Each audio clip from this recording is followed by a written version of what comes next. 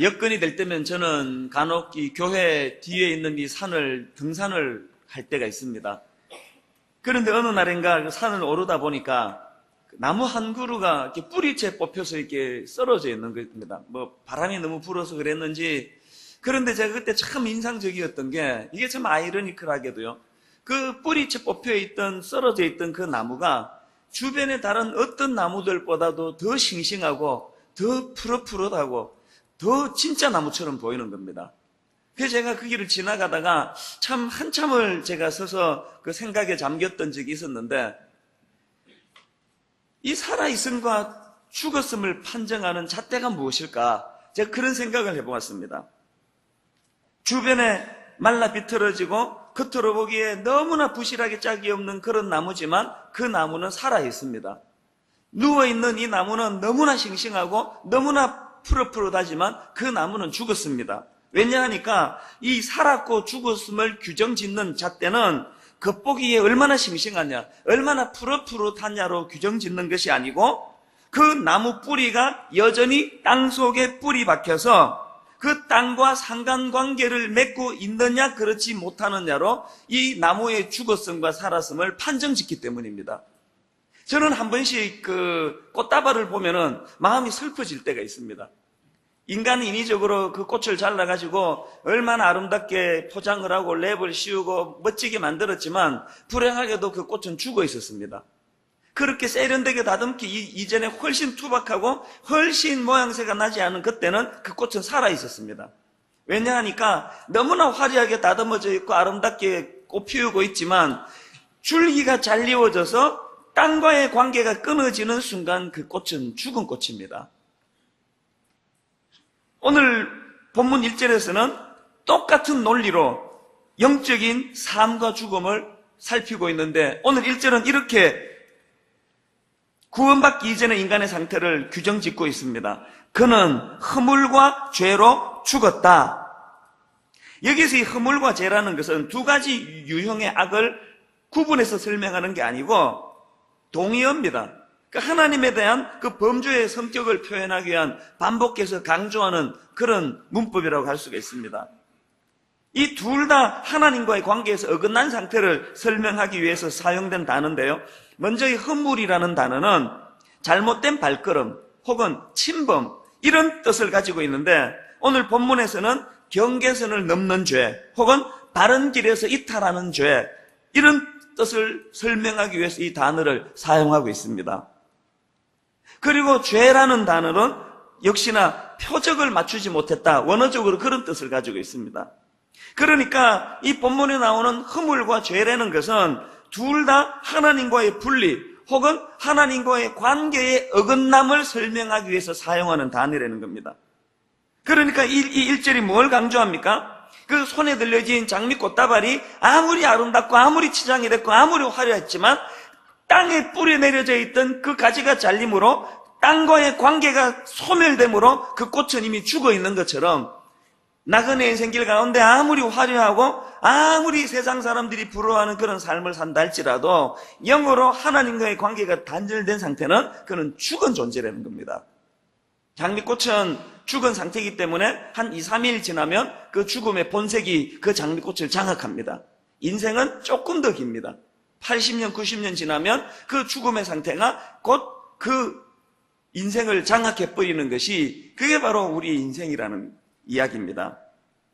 그래서 이 2절과 3절에 보면은 참 어두운 단어들이 많이 나옵니다. 불순종의 아들들 혹은 본질상 진노의 자녀, 아무리 화장해서 예쁜 얼굴을 해도, 아무리 세상에서 대단한 화려한 명성을 가져도 하나님과의 영적으로 관계가 끊어져 있는 사람은, 그 사람은 어둠 속에서 죽어 있는 상태다. 이것을 오늘 본문이 설명하고 있습니다. 이렇게 하나님과의 분리된 인간의 상태, 구원받기 이전의 인간의 상태를 오늘 본문 1절부터 3절까지 설명하고 있는데, 조금 더 이 부분을 자세히 살펴보면 이렇습니다. 첫째로는 구원받기 이전의 인간의 상태가 어떠하냐? 세상 가치관을 추구하는 존재라는 겁니다. 2절에 보니까 그때의 너희는 그 가운데서 행하여 이 세상 풍조를 따르고, 여러분 지금 이 세상 가치관이 어떤지는 제가 별도로 설명하지 않아도 다 알고 있는 거 아닙니까? 겉보기에 굉장히 화려한데 겉보기에 굉장히 먹음직도 하고 보암직도 하지만 그 내면을 들어가 보면은 얼마나 변질되어 있고 죽음의 그림자가 드리워져 있고 얼마나 타락되어 있는가를 잘 알고 있을 것입니다. 그렇기 때문에 이런 세상 가치관을 쫓아다니고 추구하는 것이 얼마나 위험한지 모릅니다. 창세기 34장에 보면 야곱의 딸 미갈이 성폭행을 당하는 그 불행한 사건이 기록되어 있습니다. 34장 1절을 보니까요, 레아가 야곱에게 낳은 딸 디나가 그 땅에 딸들을 보러 나갔더니, 이 화근입니다. 레아가 야곱에게 낳은 딸 디나가 그 땅의 딸들을 보러 나갔더니 히위 족속 중 하몰의 아들 그 땅의 추장 세겜이 그를 보고 끌어들여 강간하여 욕되게 하고. 지금 이 말씀의 배경이 이렇습니다. 야곱 일행이 가나안 땅 세겜성으로 들어가는데 그 당시 세겜 땅은 지리적으로나 또 상업적으로나 황금지역이라고 할 만큼 그 풍요로운 그런 도시였습니다. 사춘기 나이였던 어린 디나가 보기에 그 화려한 장신구로 치장한 이방 여인들의 모습이 얼마나 호기심이 넘쳤겠습니까? 그리고 집안만 갇혀있던 그가 보기에 너무나 화려한 이 세상의 여러 가지 것들을 보면서 놀라워하는 거예요. 그래서 그만 답답한 집안을 뛰쳐나와가지고 여기저기 그 세겜성을 기웃거리다가 그만 이런 비극을 초래하게 됐다는 겁니다. 오늘 우리 시대는 레아가 호기심으로 기웃거렸던 것 이상으로 너무나 화려한 문화가 있습니다. 상상을 초월하는, 이제는 손안에 컴퓨터가 들고 다닐 정도로 컴퓨터가 있다할 정도로 화려하기 짝이 없는 너무나 아름다워 보이는 그런 문화 속을 우리가 향유하고 있습니다. 그런데 여러분, 오늘 우리 시대는 레아가 호기심으로 기웃거렸던 그 세겜성 이상으로 가치관이 호도되어 있는 그런 세상 아닙니까? 그렇기 때문에 이 디나의 성폭행 사건을 성경에 기록한 것은 이처럼 겉으로는 화려하지만 너무나 변질되고 너무나 타락된 이 세상을 기웃거리다가는 큰 변을 당한다는 메시지를 우리에게 주기 위한 하나님의 말씀이라고 저는 믿습니다. 어떤 수도사가 있었습니다. 그 나이도 어린데 그 꽉 막힌 수도원에 갇혀 살려고 하니까 얼마나 답답했겠습니까? 그래서 이제 어느 날 이 수도사가 세상 구경이 하고 싶어가지고 몰래 이제 수도원을 빠져나왔습니다. 수도원을 빠져나와가지고 여기저기 기웃거리다가 이제 극장으로 들어갔습니다. 그 극장이 이제 이 연극하는 그런 극장인 같은데 막상 이 수도사가 들어가 보니까 거기서 벌어지는 광경은 너무나 음란하고 너무나 추잡한 것들이었어요. 지금 여러분 대학로에 가면은요, 연극 배우들이 실제로 공연을 하는데 실로라기 하나 걸치지 않고 벌거벗고 그것을 무슨 예술이라는 이름으로 그런 음란한 공연이 지금 벌어지고 있다고 합니다. 자세히 또 주소 같은 거 묻지 마세요. 이런 상상할 수 없는 태폐행위를 이거를 문화라는 이름으로 지금 펼쳐지고 있는데 이 수도사가 들여다본 게 아마 그런 데였던 것 같아요. 그래서 이제 이 수도사가, 순진한 수도사가 막 너무 놀래가지고 그 공연을 보면서 계속 이렇게 외쳤답니다. 큰 소리는 아니었겠지만, 사단 안 불러가라! 사단 안 불러가라! 계속 그러면서 그 공연을 보고 있는데, 사단이 나와가지고 하는 말이, 야, 여기는 내 영역인데, 왜 너가 공연이 여기 들어와서 나보고 나가라고 그러느냐. 그런 이야기를 하더라는 거예요. 이게 상징적으로 우리에게 들려주는 메시지가 뭐겠습니까? 오늘 우리는 이 땅을 살아가면서 그 수도사처럼 또 디나처럼 잘못된 호기심을 가지고 이 세상의 풍속과 이 세상의 문화와 이 세상의 가치관을 기웃기웃거리고 있지는 않습니까? 엿새 동안 마치 그 벼랑에서 있는 것처럼 세상의 가치관을 쫓아다니면서 그렇게 위험한 생활을 누리고 있으시다면 여러분 그 일을 청산하셔야 됩니다. 그건 우리가 있을 곳이 아니에요. 그 사단의 영역이에요. 로마서 12장 2절 말씀을 기억하십시오. 너희는 이 세대를 본받지 말고 오직 마음을 새롭게 함으로 변화를 받아 하나님의 선하시고 기뻐하시고 온전하신 뜻이 무엇인지 분별하도록 하라. 이게 새로운 피조물된 우리가 추구해야 된다는 하는 것이라는 사실입니다.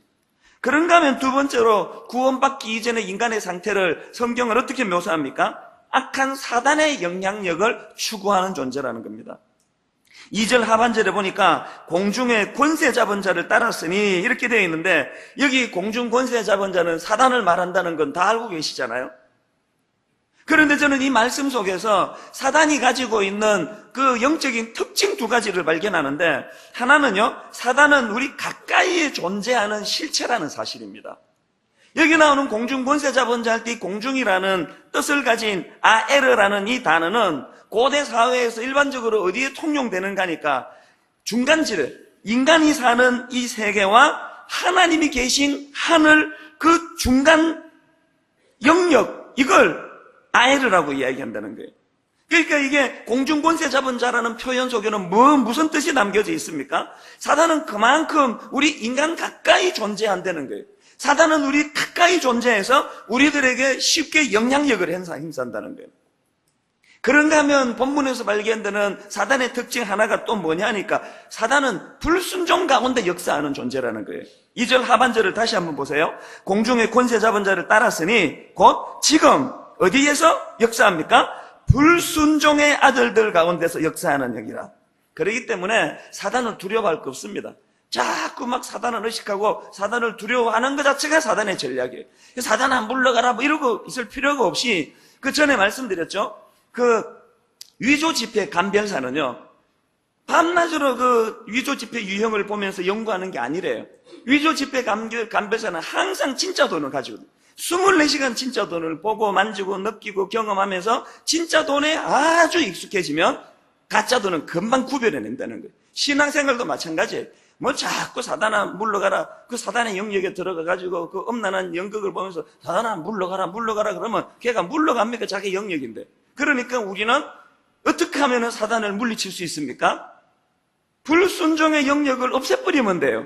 순종의 자리로 나가면 돼요. 하나님께 순종하고 하나님의 말씀대로 살려고 노력하는 그 영역에는 사단이 틈타지를 못한다는 거예요. 여러분, 그 물 속에서 서식하는 바이러스들은 물 바깥에서는 절대로 활동을 못하는 거 마찬가지입니다. 그런가 하면 세 번째로, 구원받기 이전의 인간 상태를 성경은 어떻게 묘사합니까? 육체의 욕심을 따라 사는 존재라고 그렇게 이야기합니다. 3절에 보니까 전에는 우리도 다 그 가운데서 우리 육체의 욕심을 따라 지내며 육체와 마음에 원하는 것을 하여 다른 이들과 같이 본질상 진노의 자녀였더니, 성경이 말하는 육체는 두 가지입니다. 하나는 내 신체, 내 몸을 말하는 가치 중립적인, 이건 나쁜 것도 아니고 선한 것도 아닌 이런 몸을 육체라 그러고요. 또 하나 성경이 말하는 육체라는 것은 죄로 말미암아 타락한 인간의 본성을 성경은 육체라고 표현할 때인데, 여기는 지금 후자를 이야기합니다. 육체의 본성을 따라 사는 존재라는 이야기입니다. 자, 그런데 여기서 그 어두운 영역에 있었던 1절부터 3절까지를 분석해 보면 따르고가 3번 나옵니다. 먼저 따랐던 게 세상 가치관입니다. 그 다음 따랐던 게 공중권세 잡은 사단입니다. 그리고 그 다음에 따랐던 게 뭡니까? 내 타락한 본성 육체입니다. 이걸 제가 가만히 분석해 보니까 이 외부의 유혹이 두 가지고 내 안에서 반응하는 게 한 가지예요. 그러니까 이 인간의 내후 외환이 뭐겠습니까? 외부적으로 우리를 유혹하는 그 강력한 두 가지 유혹, 세상의 가치관, 세상 풍조, 그리고 공중권세 잡은 사단이 우리를 공격하고, 그리고 내 내부에서는 그런 사단의 유혹에 대해서 격렬히 반응하는 내 부패한 본성. 그래서 우리는 내후 외환이에요. 가만히 내버려둬도 우리는 내 죄악의 본성으로 우리는 디나처럼 누가 등 떠밀지 않아도 호기심을 가지고 세상을 기웃기웃거리는 게 그게 우리의 본성인데, 세상에서는 끊임없이 나를 자극하고 유혹한다는 이야기입니다. 그래서 우리는 날마다 이런 하나님 앞에서의 긴장감과 두려움이 필요합니다. 순장반에서 말씀드렸지만요, 제가 작년 9월 달에 이제 조기 복귀하지 않았습니까? 원래 안식년을 12월까지 갖기로 했다가 못 참고 이제 제가 9월 초에 왔습니다. 그래서 이제 9월 초에 와서 말씀을 전하기로 하니까 이제 우리 아이들이 이제 좀 난감한 거예요. 얘들은 지금 이제 겨우 한 학기 마치고 이게 뭐 영어도 안 되는데 적응이 될까 말까 하는데 갑자기 나 한국 간다 그러니까 애들이 막 이제 힘든 거예요. 뭐 아빠 혼자 가라 막 그러고 애들이 그러더라고요. 그래서 진짜 혼자 왔습니다. 그래서 내가 니들을 배려해 줄 테니까 그러면 니들은 엄마와 한 학기 더 거기서 보내고 내가 혼자 가겠다. 사실은 9월 초서부터 12월 중순까지 한 석 달 반을 저 혼자 지냈습니다. 결혼하고 혼자 지내는 게 처음이었습니다. 그런데 여러분, 제가 가족 없이 저 혼자 지내면서 저희 집에서 제일 먼저 취한 조치가 뭔지 아십니까? 텔레비전 안테나를 잘라버리는 거였습니다. 그 왜 그러냐 하니까요. 이게 뭐 시차 때문에 이제 새벽에 잠이 안 오고 그러니까 그냥 TV를 이렇게 켰는데, 진짜 깜짝 놀랐습니다. 우리 안방 깊숙이까지 그 침투해 있는 그 음란의 영들이요. 정말로 너무 놀랐습니다. 여자가 그냥 뭐 시로라기 하나 안 걸치고 뭐 뻘거벗고 잠도 안 자고 새벽에 이렇게 흐물건 눈으로 나를 이렇게 쳐다보고 있는데 너무 놀랐어요, 제가. 그래가지고 내가 뭐 깜짝 놀래가지고 텔레비를 끄는 것과 동시에 가위를 갖고 안테나 선을 잘라버렸습니다.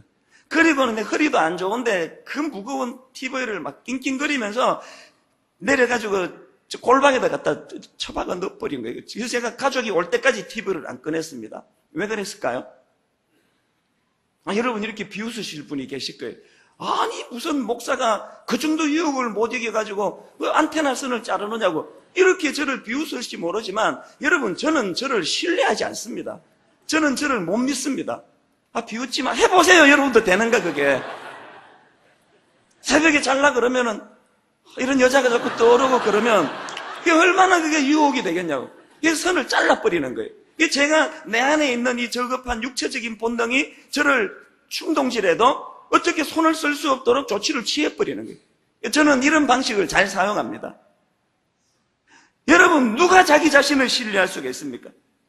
제가 목회하면서 지난 9년 동안 우리 여성도들하고 담을 어느 정도 거리를 두고 지내온 건 모든 분이 다 아시잖아요. 저는 여집사님하고 1대1로 차 타고 가는 것도 거의 하지 않습니다. 부득불한 경우에는 앞에 절대로 제가 앉히지 않습니다. 트렁크에는 앉힐 수가 없고 그래서 뒤쪽에 이렇게 그런 일도 거의 안 합니다. 여자 혼자 있는데 신방도 안 갑니다. 부득불 상담을 해야 되면 방음도 안 되는 그런 데서 저는 이야기하기를 좋아합니다. 왜 그렇습니까? 상대방 그 여집사님을 못 믿는 게 아니라 저는 저를 못 믿습니다. 그렇기 때문에 지난 7년, 8년 동안에 저는 여집사님들하고 악수도 안 합니다. 거의 안 합니다. 뭐 특별한 경우에 할 때도 있지만 대부분 경우 악수도 안 합니다. 저는요, 성도님들이 저 냉정한 목사라고 여성도들이 저를 손가락질하고 욕하는 거 감수할 수 있습니다. 그건 무서워가지고 여집사님들이 우리 목사님은 자상해 만나자 그러면 밤낮을 가리지 않고 만나주셔. 우리 목사님은 참 따뜻해. 그런 소리 듣는 것보다 저는 그런 소리 듣기 위해다가 한 번만 실수하면 내 인생은 끝장나는 거예요. 그러니까 냉정하다 소리를 듣더라도 저는 거리를 두기를 원합니다. 그러니까 우리 여집사님들은 다가오지 마세요, 저에게. 올 마음도 없다 이런 표정이 대부분 이래서 감사하지만 다가오지 마세요. 뭐하러 다가옵니까? 우리는 항상 하나님의 사람으로서 내 자신은 신뢰하지만 여전히 내 안에 있는 이 저급한 죄에 대한 그런 욕망, 여전히 내 안에 있는 죄악에 대한 노예근성, 이거는 믿을 수가 없습니다. 신뢰할 수가 없기 때문입니다. 꼭 기억하십시오. 외부에서 세상적인 가치관과 외부에서 어두운 공중거에 잡은 악한 사단의 세력이 나를 공격할 때 내 안에 있는 저급한 육체의 욕구가 격렬하게 거기에 반응하고 있다는 사실을 인식하려면 이 둘을 격리시켜야 됩니다. 그런데 오늘 본문 4절을 제가 들여다보면서 희망이 얻는 건 1절부터 3절까지 이렇게 자기도 신뢰할 수 없고 자기도 믿을 수 없는 이런 절망적인 상태에 빠진 우리를 불쌍히 보시고 간섭하시는 하나님. 저는 4절을 읽으면서 꼭 인천 상륙 작전을 보는 것 같아요. 3절까지 끊임없이 밀려나던 우리 아군들을 위하여 연합군이 인천에 상륙함으로 전세가 바뀌어진 것처럼 4절부터 저는 그런 느낌을 받습니다. 4절을 보니까요, 긍휼이 풍성하신 하나님이 우리를 사랑하신 그 큰 사랑을 인하여 허물로 죽은 우리를 그리스도와 함께 살리셨고, 여기에 우리만 성경에는 이게 왜 안 나와 있는지 모르는데 이게 안 나와 있는데 원어로 보면 이 4절 시작은요, 접속사 그러나로 시작합니다. 그러니까 성경 앞에다 써놓는 게 좋습니다. 이 4절이 이렇게 시작합니다. 그러나 긍휼이 풍성하신 하나님께서. 여러분, 이 그러나라는 접속사가 바로 오늘 본문 1절부터 7절을 1절부터 3절과 4절부터 7절로 구분 짓게 만든다는 거예요. 여러분, 이 세상을 사는 사람은 딱 두 종류예요.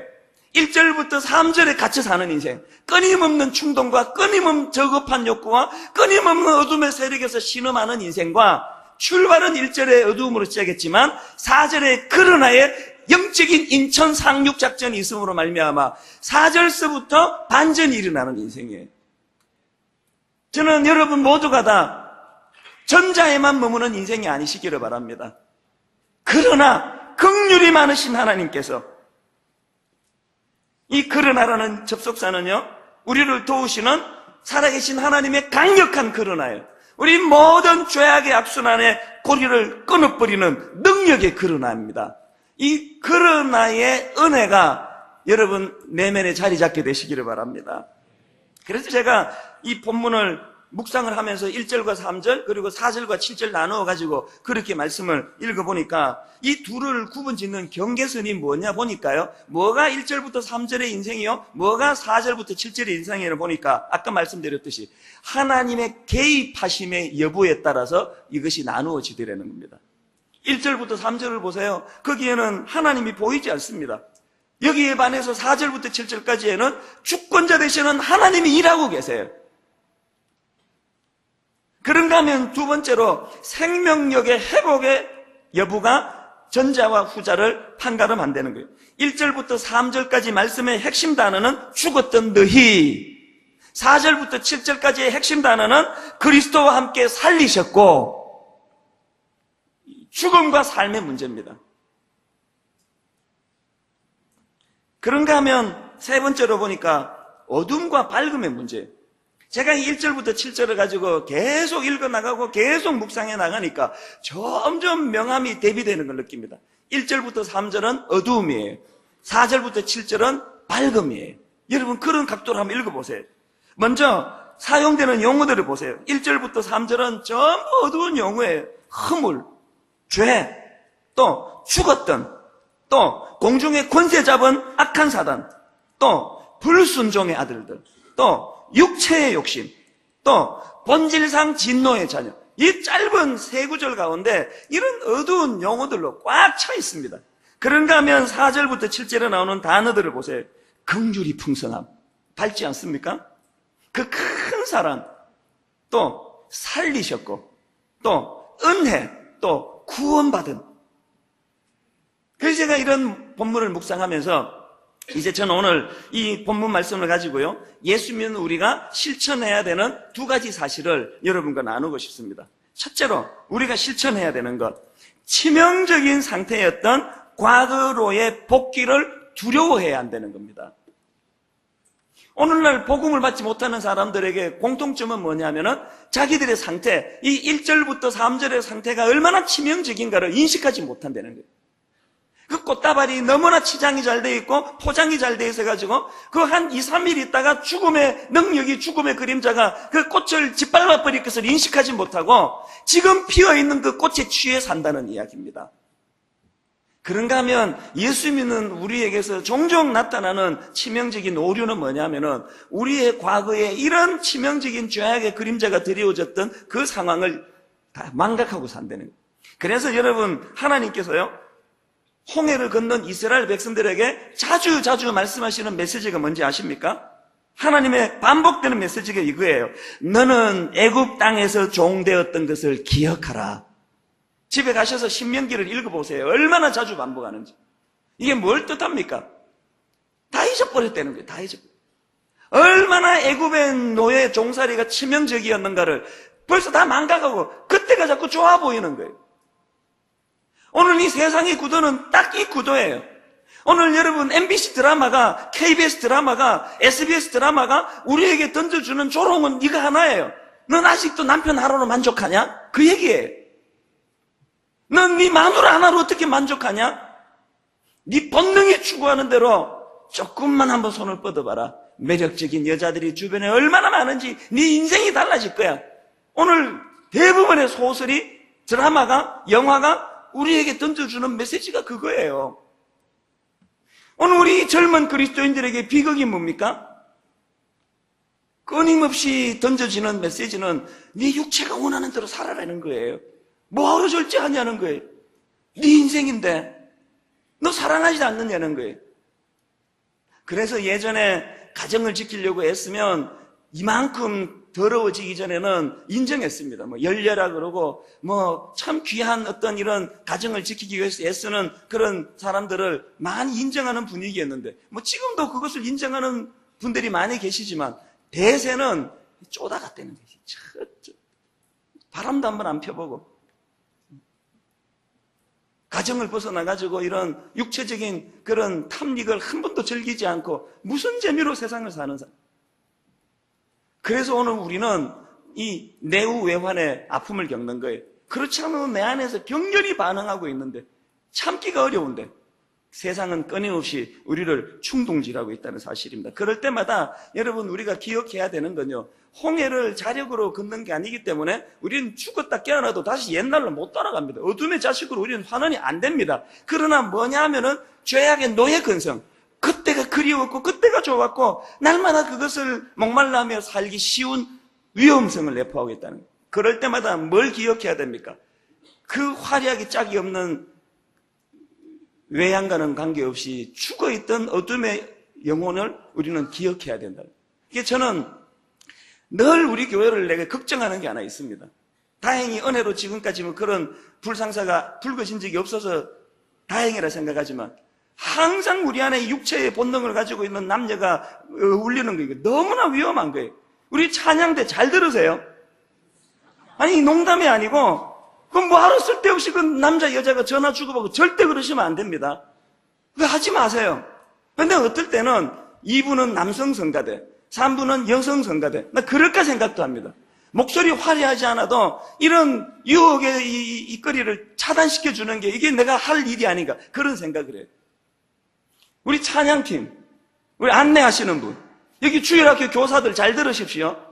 허구한 날 교사들 모여가지고 교사회에 한다고 무슨 떡볶이 차려놓고 뭐 사치기 사빠뽀 이러다 보면은 그만 이 정들기가 쉬워요. 여기 항상 위험하다는 걸 아셔야 됩니다. 교회 안에 사단은 우리의 빈틈을 너무나 잘 알아요. 그래서 우리 교사들 분명히 경고합니다.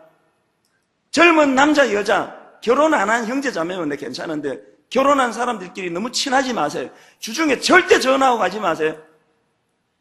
미혼 우리 자매들 잘 들으세요. 아니 뭐하러 그 남장가간 유부남한테 집사님이 내 이상형이에요 이런 쓸데없는 소리를 왜 하고 사느냐고. 그거 무슨 이상형은 부인한테 한번 물어보세요. 부인한테 물어보면 이상형 좋아하네. 그 미혼 자매들한테 친절한 남자들 다 문제가 있는 남자들이에요. 그런 인간들일수록 집에 가면은 무뚝뚝하고 그냥 애 발로 툭툭 차고 정말 나는 두려워요. 이게 날마다 두려워요. 우리 교회 안에 이렇게 순진한 성도들에게, 이렇게 순수하게 봉사하는 성도들에게 이런 공중권세 잡은 우리 가까이 실존하고 있는 이 어둠의 세력이 그 순진한 우리 성도들을 공격할까봐 난 너무 그게 두려워요. 여러분 우리 주변에는요 시한폭탄이 너무 많아요. 한 번만 밟았다 그러면 끝장나는 폭탄이 너무 많습니다. 그러므로 베드로전서 2장 11절에 사랑하는 자들아 그류민과 나그네 같은 너희를 권하는 우리 아닙니까? 뭐라고 권합니까? 영혼을 거슬러 싸우는 육체의 정욕을 제어하라. 아무리 그 상대방 이성이 아름다워 보이고 성격이 좋아 보여도 그 필요 이상의 감정을 갖는 그 시간부터 우리 영혼이 파괴된다는 거예요. 저는 내 주변에 너무나 치명적인 지뢰밭이 많이 있어서 발걸음 하나하나 떼는 게 조심스럽습니다. 앞에도 말씀드렸습니다만 내 여집사님들에 대해서 이렇게 조심조심하는 이유가 어디 있겠습니까? 전들 뭐 이렇게 외로운 목회하는 가운데 예쁜 여성도 하고 같이 식사도 하고 뭐 교제도 나누고 그러면 좋은 걸 누가 모르겠습니까? 지뢰밭인 거예요. 지뢰밭. 돈 문제 제가 한 번만 잘못 개입하면은요, 교회 재정에 제가 한 번만 내가 어떻게 이상하게 잘못 개입하면 내 목회는 끝장이에요. 뭐 여성도 뭐 돈, 뭐 명예, 뭐 건강도 마찬가지. 내가 건강 관리 안 해가지고 이대로 쓰러지는 건 이건 너무나 내가 두려운 일이에요. 운동하면서 노력을 하고 기도하는 거 아닙니까? 제가 뭐 그게 여성도든 그게 뭐 재정이든 저는 우리 교회 사인도 안 하고 싶어 하는 사람이에요. 장로님 세워놨는데 뭐 하려고 내가 그런 거 다 관여 하는 거예요.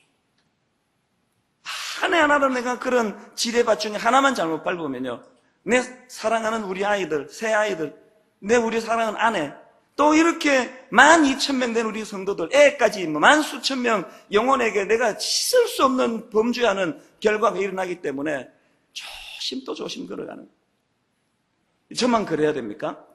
오늘 주님의 은혜로 4절부터 7절에 그 풍성한 하나님 은혜를 누린 성도일수록 살얼음판을 걷는, 나는 과거로 복귀할 수 없다, 이런 여러분 되시기를 바랍니다.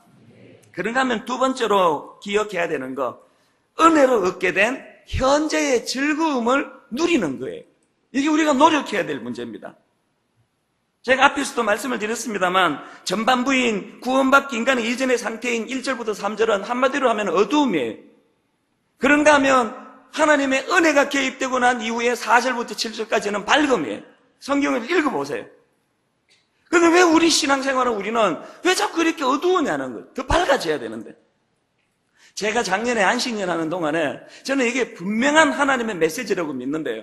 그 비슷한 시기에 어떤 목사님의 설교를 듣는데 또 설교가 끝나고 좀 있다가 제가 칼럼을 하나 읽는데 둘 다 똑같은 주제인 거예요. 너무나 선명하게 똑같은 주제인 거예요. 그게 뭐냐 하니까 경이로움을 표현하라는 겁니다. 경이로움을. 그 목사님이 이제 설교하면서 그런 이야기 하더라고요. 자기는요, 이 찬양이에요. 오 놀라운 구세주 예수 내 주 참 능력의 주시로다. 이 찬양이 너무 벅차가지고요, 너무 감격적이어서 한 번에 다 부른 적이 없다는 거예요. 오 놀라운 그러면 또 가슴이 막 벅차오르고, 구세주 내 주 예수 그러면 또 가슴이 벅차오르고, 참 능력의 주시로다, 감격이 넘친다고 그 찬양을 설명하더라고요. 그러면서 이 목사님이 참 재밌는 이야기는 물론 좀 과장이 있는데, 왜 나이든 늙은 총각이 젊은 나이 어린 여자들을 좋아하느냐는 거예요. 한 30대 후반 이런 남자들이 소개시켜줄까? 나이는 어떤 게 좋냐면 20대 초반이 좋습니다. 뭐 이렇게 이야기를 하는 사람이 많다는 거예요. 그래가지고 막 나무래 얘기도 한답니다. 네가 제정신이냐? 너 변태 아니냐? 그러면 그래도 주님의 뜻이라면, 그러면서 그걸 생각을 내려놓지 않는데요. 그래서 이제 분석을 해보니까 그 나이 든 남자들이 젊은 여자애를 좋아하는 이유가 있는데, 그게 뭐냐니까 나이가 어릴수록 경이로움에 대한 표현이 좋다는 거예요. 나이 어린 애는 데리고요, 뭐 이렇게 율동공원대만 데리고 가도 막 감탄한 데는 놀라워요, 나 이런 거 처음 봐요, 놀라워요 놀라워요 그러는데, 나이 든 여자를 데리고 가면 여기 데리고 가냐? 이러면서 감격이 없다는 거예요. 된장찌개만 사줘도 나이 어린애는 이런 된장은 나 처음 봐요, 놀라워요 놀라워요 그러는데, 여자 나이가 좀 있으면 젓가락을 탁 내려놓으면서 이거 사주려고 불렀니? 막 그러면서 이제 목사님이 웃기려고 이제 그런 이야기를 뭐 한 거겠죠. 분위기가 좀 무르게 가지고 손이라도 쓱 잡으면요, 젊은 여자애는 놀라워요 놀라워요 막 그러는데, 나이가 좀 있는 여자 손을 쓱 잡으면 슬슬 수작이 시작되는구나 그러면서 그게 이렇게 매력이 없다는 거예요. 제가 그 설교를 들으면서 이제 물론 웃기려고 한 이야기지만, 또 뭐 나이가 들었다고 다 그런 경이로움이 표현이 없고, 뭐 젊었다고 어린다고 다 그런 건 아니지만, 그런 일리가 있다는 생각이에요. 우리가 하나님 앞에서 이 경이로움을 표현하는 것, 또 우리가 살아가면서 주변 사람들에게 이 감사에 대한 표현이 일어나는 것.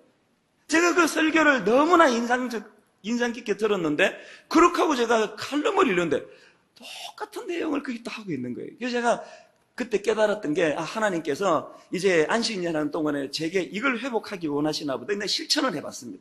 그래서 제가 그때부터 이제 공원에 가가지고 아무도 없는데 해가 넉넉 질라 그러면 나 혼자서 진짜 해봤습니다. 하나님 놀라워요. 해가 지는 건 놀라워요. 아마 미국 사람들이 봤으면 이제 약간 맛이 갔다 생각했을 거예요. 공원을 보면서도 진짜 놀라워요 하나님. 하나님의 솜씨가 놀라워요. 그리고는 그렇게 하고 집에 가가지고요, 이제 우리 아내가 이렇게 음식을 차려놓고 있으면 내가 애를 써봤어요. 이 반찬이 놀라워요 놀라워요. 그러니까 약간 의아하게 쳐다보더라고요. 이거 정말 놀라워요, 너무 짜요 막 이러면서 놀라워요 놀라워요 계속 제가 이렇게 놀라워요 놀라워요. 효과가요, 내 안에 즐거움이 회복이 되는 거예요. 제 공원에서도 아무도 없는 그런 그 빈 공원에서도 마음이 기쁨이 생겨요. 하나님 놀랍습니다. 놀라운 구세주 예수 내 주, 내 안에 계시는 주님 놀랍습니다. 주님을 찬양합니다. 이제 한국에 복귀하고는 그게 또 쑥 없어져 버렸는데, 제가 최근에 몇 주 전에 우리 교회에서 설교를 하고요. 그렇게 하고 이제 집에 와서 우리 교회 홈페이지를 들어갔더니 내 오래 잊고 있었던 한 문장을 어떤 집사님이요. 거기에 게시판에 이분이 그 간증 게시판에 글을 올렸는데 그날 은혜를 많이 받으셨나 봐요. 이분의 글 제목이 뭐냐 하니까 이렇게 돼 있더라고요. 나는 하나님을 놀라워하리라. 예배 시간에 그에게 주셨던 하나님의 은혜를 기록을 하면서 2007년도에 직장일 때문에 마음이 괴롭고 상해 있을 때 그때 목사님께서 기억하라라는 그런 제목의 설교를 자기에게 주셨을 때 하나님이 얼마나 자기를 회복해 주셨는데 오늘 또 그런 은혜가 임했다는 거예요. 그래서 그 간증 게시판의 제목이 나는 하나님을 놀라워하리라. 그 예배를 그분 혼자 드렸습니까? 어떤 분은 시큰둥할 때, 어떤 분은 마음에 감동이 있어도 표현하지 않을 때, 이분은 나는 하나님을 놀라워하리라고 거기에 글을 쓰니까 능력이 되는 거예요. 저는 우리 교회 성도님들 참 존경하지만 하나 아쉬운 거 있습니다. 이상하게 표현을 안 하세요. 점잖은 분들은 그 표현을 안 하도록 세뇌를 받아서 그런지 무슨 만 몇 천 명 이런 교회에 간증 게시판에 가보면 이 3일에 글 하나 올라올까 4일에 하나 올라올까 그래. 교회가 이게 병든가 아니면 제가 못 가르쳐서 표현을 못 하는 거예요. 이렇게 표현하시기 바랍니다. 하나님 놀라워요. 내일 예배를 내가 기대합니다. 놀라워요. 집에 돌아가셔서 여러분 자녀들에게 한번 해보세요. 애가 좀 문제가 많아도 나는 네가 너무나 변화되고 있는 게 나는 감사하다. 놀라워. 표현해보세요. 표현. 나는 1절부터 3절에 머무는 인생이 아니야. 나는 4절부터 7절로 나는 변화된 인생이야. 그런 하나님의 은혜를 나는 놀라워합니다. 나는 하나님 놀라워합니다.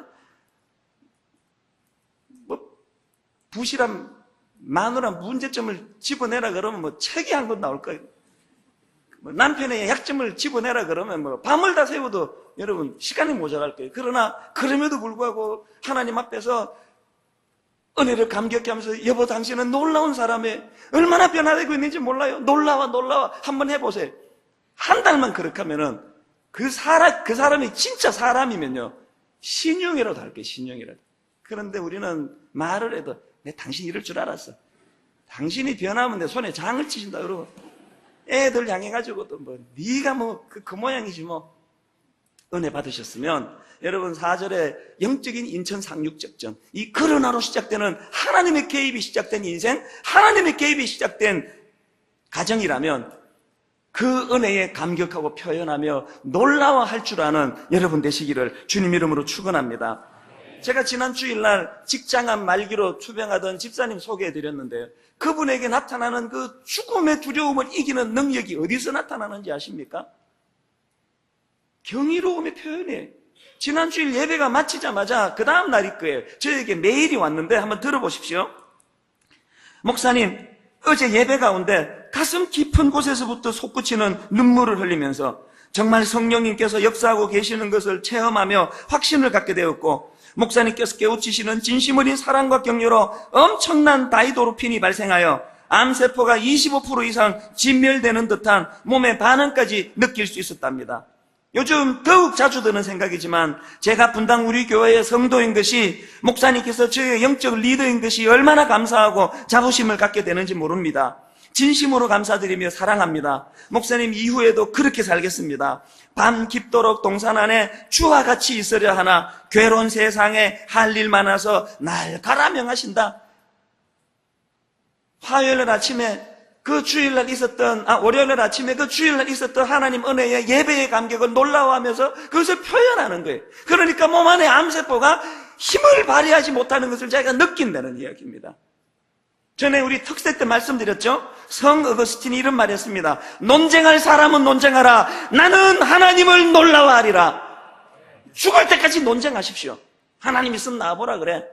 하나님이 도대체 나한테 뭘 하고 있느냐고 논쟁하고 있을 때 그 옆에 사람은 내게 임하신 하나님의 은혜를 놀라워하고 있을 것입니다. 저는 여러분이 논쟁하다 인생을 끝나는 사람이 아니라 하나님을 놀라워하는 인생 되시기를 주님 이름으로 축원합니다. 말씀을 마무리하려고 합니다. 수가성 여인의 여러분 그 감격을 보세요. 남편 여러 번 결혼에 실패하고 대인 공포증, 대인 기피증에 걸려가지고 사람 만나는 걸 두려워하였던 그 여인이지만 에베소서 2장 4절에 그러나의 은혜가 그에게 임하면서부터 어떡합니까? 물동이를 버려두고 동네로 들어가 사람들에게 내가 만난 예수 그리스도의 그 놀라움을 그가 선포하는 거예요. 놀라워요, 놀라워요. 내가 주님으로 말미암아 변화가 일어났습니다. 지난주에 태신자 작정을 했더니 5,200명이 작정했습니다. 안 놀랄 줄 알아. 이게 문제라니까. 5,200명이라는 것은요, 단일 어떤 우리나라 선교단체가 1년에 접촉할 수 있는 숫자가 5,200명입니까? 한 교회가 5,200명의 영혼을 품는다는 건 이건 놀라운 일 아닙니까? 욕 다시 할 테니까요. 놀라주세요. 여러분, 지난 주일날 어디까지 했지? 태신자를 작정했더니 5,200명이 작정한 거예요. 5,200명이. 이 저도 병드는 게 비웃는 것 같아. 진심으로 놀라기 바래요. 하나님이 일하심. 그리고 이 교회에 한 영혼을 사랑하는 성도들이 이렇게 많다는 거. 그리고 기억하십시오. 여러분이 품어야 되는 그 태신자는요, 전도지로 전도하는 거 아닙니다. 우리의 놀라움으로. 수가성 여인의 변화된 모습. 내 안에 임하신 주님이 놀라워요, 놀라워요. 그 감격을 그들에게 보여줄 때 태신자들이 내가 만난 주님을 만날 줄로 믿습니다. 최근에 모 업체에서 설문조사를 했는데 그 내용이 참 흥미롭습니다. 우리나라 사람들의 이 마음의 상태를 이 온도로 환산해가지고 그 설문조사 제목이요, 한국인의 마음의 온도, 이런 제목의 이제 설문조사를 했는데 참 그 결과를 보고 제 마음이 아팠습니다. 우리나라 분들의 이 마음의 상태가요, 한겨울보다 더 추워요. 평균 우리나라 분들의 마음의 온도가 영하 14도랍니다. 이것도 참 마음이 아픈데, 그 대학교 4학년, 취업이 불확실하다는 이 대학교 4학년의 마음의 온도가 우리나라에서 최저더라고요. 무려 영하 24.4도예요. 우리가 고등학교, 대학교 다닐 때는 그 입시가 좀 힘들었지, 대학 들어가서는 낭만을 즐기고 뭐 참 대학 생활을 그렇게 즐겁게 보낸 것 같은데요.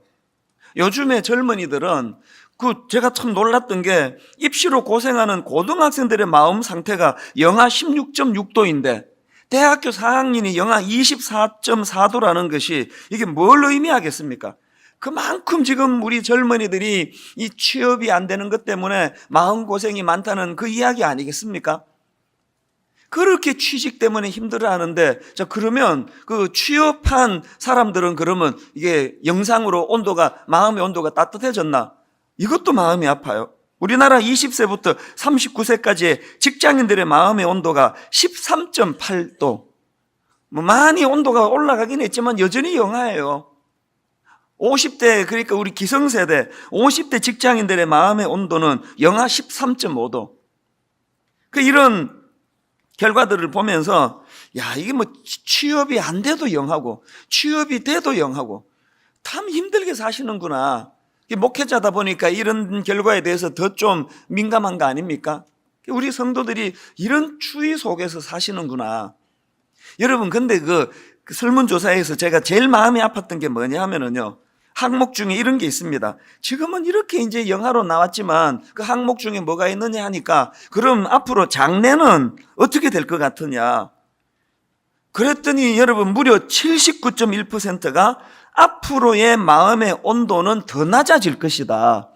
지금도 영하 14도인데 사람이 막 지금은 좀 힘들고 어려워도 요 고비를 잘 넘기면 이제 봄이 온다. 이 겨울을 잘 이겨내면 이제 꽃이 피는 시절이 온다. 이런 희망을 갖고 살아도 겨울을 나기가 힘든데, 지금 이미 영하 14도인데 앞으로는 더 추워질 것이다. 이게 얼마나 마음 아픈 이야기예요. 그만큼 마음에 그 낙심, 절망 이런 것들이 많은 현실인 것 같습니다. 저는 그 설문조사 결과를 보는데요, 책 한 권, 책 제목이 이렇게 불쑥 떠올라졌는데 제목이 뭐냐? 익숙한 절망, 불편한 희망. 이 책은요, 외국인이 쓴 책이에요. 영국 사람인 다니엘 튜드라는 분이 이제 이 영국의 경제 잡지입니다. 이코노미스트 서울 특파원으로 이제 우리나라에 와서 생활을 해보니까 우리나라에 있는 한국 사회와 한국 사람들이 엄청난 피로감과 무기력감에 잡혀 있는 게 눈에 확 떠이더라는 거예요. 그런 걸 다룬 책이에요. 그렇게 한국 사회가 피로감과 무기력감에 잡혀 있는 것이 인상적이었는데 그 원인이 뭐냐를 보니까 그 책임이 한국 정치에 있더라. 이제 이런 요지로 풀어나간 책인데요. 저는 뭐 그 내용도 내용이지만 참 가슴 아픈 게 뭡니까? 아니, 외국인이 우리나라에서 생활하면서 보니까 우리나라 사람들이 또 한국 사회가 이 피로감과 무기력함이 그렇게 사로잡혀 있어가지고 책을 썼는데 외국인이 우리나라를 분석하며 쓴 책이 익숙한 절망, 불편한 희망, 이런 제목부터가 참 가슴이 아프게 다가오더라는 것입니다. 그 책을 소개한 글에 보니까 이런 내용이 있더라고요. 절망도 익숙해지면 몸의 일부가 된다. 기다려도 오지 않는 희망은 불편하다. 희망 고문을 당하느니 차라리 편안한 절망을 택하는 편이 나을지도 모르겠다. 그러나 다니엘 튜더는 이렇게 말한다. 자, 그 다음 들어보세요. 기다려도 오지 않는 희망이라면 기다리기만 하지 말고 우리가 직접 오게 할 수 있지 않을까요? 한국의 이 어두운 정치 현실의 문제를 지적하는 그 책에서 외국인 저자가 우리 한국 사람들에게 충고해 주는 이 한마디가요, 야, 이게 우리 모두에게 다 해당이 되겠다. 그래서 제가 여러 번 읽고 제가 생각을 해봤습니다. 기다려도 오지 않는 희망이라면 기다리기만 하지 말고 우리가 직접 오게 할 수 있지 않을까요? 제가 왜 이번 내일부터 시작되는 특세 때 이 한나를 포함한 사무엘상을 다루기로 제가 마음을 먹었냐 하니까요, 사무엘상의 시대적인 배경도 어둡고 동토와 같은 죄악이 관영하는 그 배경을 하고 있고, 이 한나라는 이 여인은 바로 지금 이 외국인 저자인 다니엘 튜더가 그 충고하는 그걸 완벽하게 구현해낸 인물이 한나예요. 한나는 뭐 아는 분이 많으실 텐데요, 그는 난임, 이 아기가 생기지 않는 이것 때문에 많은 고통을 겪었던 여인입니다. 이 한나는요, 뭐 영하 14도 정도가 아니고요, 숫자로는 환산이 안 되는 고통 속에 있던 그런 인생이었습니다. 오늘 본문을 포함한 사무엘상 1장에 보면 한나의 고통에 대해서 여러 번 반복해서 피력하는데요. 자, 2절을 한번 보십시오. 그에게 두 아내가 있었으니 한 사람의 이름은 한나요, 한 사람의 이름은 브닛나라. 그 다음 보세요. 브닛나에게는 자식이 있고 한나에게는 자식이 없었더라. 그냥 한나에게는 자식이 없다 이렇게 하지 않고 여기 지금 강조되는 게 지금 뭐겠습니까? 그 다음 6절. 여호와께서 그에게 임신하지 못하게 하심으로 그의 적수인 브닛나가 그를 심히 격분하게 하여 괴롭게 하더라. 7절. 매년 한나가 여호와의 집에 올라갈 때마다 남편이 그같이 하며 브닛나가 그를 격분시키므로 그가 울고 먹지 아니하니. 15절. 한나가 대답하여 이르되 내 주여 그렇지 아니하니이다. 나는 마음이 슬픈 여자라. 이게 한나예요. 그야말로 한나는 익숙한 절망, 불편한 희망, 뭐 이걸 딱 이렇게 대비할 수 있는 인물이라고 할 수 있는데요. 그런데 여러분, 우리는 본문에 나오는 이 한나의 모습을 잘 살펴봐야 됩니다. 왜냐하니까 앞에서도 말씀드렸지만 이 한나의 인생이야말로 바로 그 다니엘 튜드가 한 말, 기다려도 오지 않는 희망이라면 기다리지만 말고 우리가 직접 오게 할 수 있지 않을까요? 이걸 구현해낸 인물이거든요. 저는 오늘 말씀과 이번 주 특세 기간 동안에 사무엘상을 살펴보면서 우리도 한나처럼 현실의 이런 어려움과 장애물을 그냥 그 수동적으로 그냥 그 당하고 있지 말고 어떻게 하면 이걸 내가 뛰어넘을 수 있을까? 본문을 잘 살펴보면은 우리가 이 한나에게서 그런 면에서 두 가지를 배울 수 있는데요. 첫 번째가 뭐냐 하니까 한나는 자기가 경험하고 있는 그 문제 해결에 대한 간절함이 있었고, 이게 중요합니다. 어떻게든 이 문제를 제가 벗어나보고자 체념하지 않고 그 간절함이 있었고, 더 중요한 거, 그 간절함을 하나님 앞으로 나아가는 이 기도라는 도구를 가지고 하나님 앞으로 나아가는 그 성화시키는 그런 모습을 보이고 있다는 것입니다. 자, 여러분 본문 10절 11절을 한번 보십시오. 한나가 마음이 괴로워서 여호와께 기도하고 통곡하며 서원하여 이르되 만군의 여호와여 만일 주의 여종의 고통을 돌보시고 나를 기억하사 주의 여종을 잊지 아니하시고 주의 여종에게 아들을 주시면 내가 그의 평생에 그를 여호와께 드리고 삭도를 그의 머리에 대지 아니하겠나이다. 제가 왜 이번 특세의 전체 주제를 기도하고 통곡하며, 여러분 이 기도하고 통곡하면은 절망을 보여주는 게 아니에요. 이건 자기의 삶의 어떤 경우라도 포기하지 않고 어떻게 해서든 하나님 은혜를 구하며 이 어려움을 뚫고 가야 되겠다는 의지가 담겨 있는 표현이에요. 이 기도하고 통곡하며.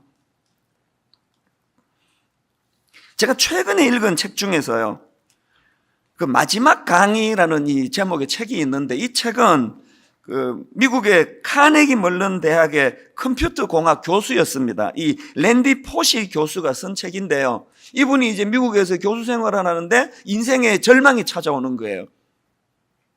갑자기 췌장암 말기 선고를 받고요. 어떻게 해서든 투병 생활을 잘해가지고 그 병을 이제 고치려고 애를 썼는데 잘 안 됐습니다. 급기야 병원에서 시한부 선고를 한 거예요. 그래서 이제 더 이상 교수 생활을 할 수 없어가지고 이제 교단을 떠나게 되는데, 그 과정에서 이제 아내와 이제 작은 신경이가 벌어지는 거예요. 이 남편인 랜디 포시 교수는 자기가 그 후학들에게 이제 이 강단을 떠나면서 마지막으로 강의를 꼭 한번 해보고 싶다. 아내는 그게 말이 되는 소리냐. 지금 몇 달 남지 않은 이 시한부 선고를 받았는데 이 시간에 강의 준비하고 그래서 되겠느냐. 그 아이들이 큰애가 5살, 애를 셋이나 낳아놓고 그 애들하고 시간도 보내고 그래야 되지 않느냐.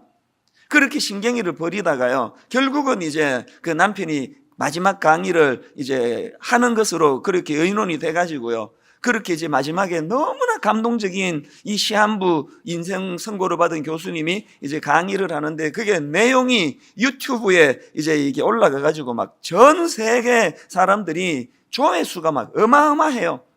그래서 그거를 이제 책으로 엮은 게 이 마지막 강의라는 제목의 책입니다. 제가 예전에도 이 책을 사다 놓고는 이제 읽어보려고 막 온 책장을 다 뒤져도 없어져가지고 새로 이번에 또 구입을 했습니다. 이거는 교육자가 가져간 것 같아요. 도저히 지금 못 찾아가지고 새로 이제 구입을 해서 책을 쭉 이렇게 보는데요, 그 내용 중에서 많은 사람들에게 그 입으로 회자되는 감동적인 한 구절이 역시 저에게도 이게 눈이 확 가는 대목이 있던데요. 이런 내용인데 들어보세요.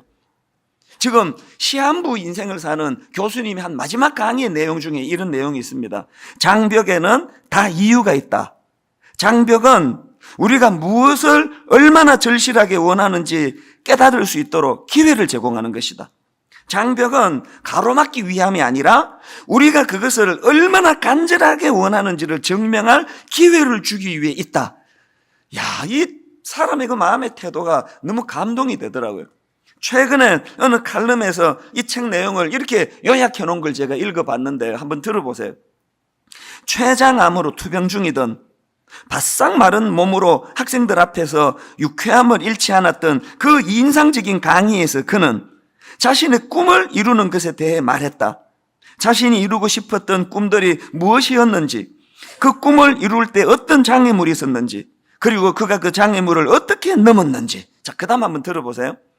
꿈을 쫓다 보면 누구라도 어떤 시점에서 벽을 만나게 되는데, 그 벽은 충분히 자격이 있지 않는 사람을 걸러내기 위해 존재하는 게 아니라 내가 그것을 얼마나 간절히 원하느냐를 확인하기 위해 있는 것이라는 게 그 강의의 요지 중 하나였다. 저는 여기 너무 감동을 받아요. 대부분의 사람들은 나 이게 꿈이야 그러고 이렇게 하다가 장애물이 나오면은 포기해버리잖아요. 모르겠다, 안 된대. 이 지금 시한부 인생 선고를 받았던 이 교수님은요, 자기 인생이 꿈을 갖고 달려가다가 장애물을 만나면 이건 자기를 방해하려고 있는 게 아니고 내가 이거를 뛰어넘을 수 있을 만큼 정말 내게 이 절실함이 있는지를 확인하기 위해서 장애물이 있다는 거예요. 제 인생을 되돌아보니까 이 교수님 말씀이 옳아요.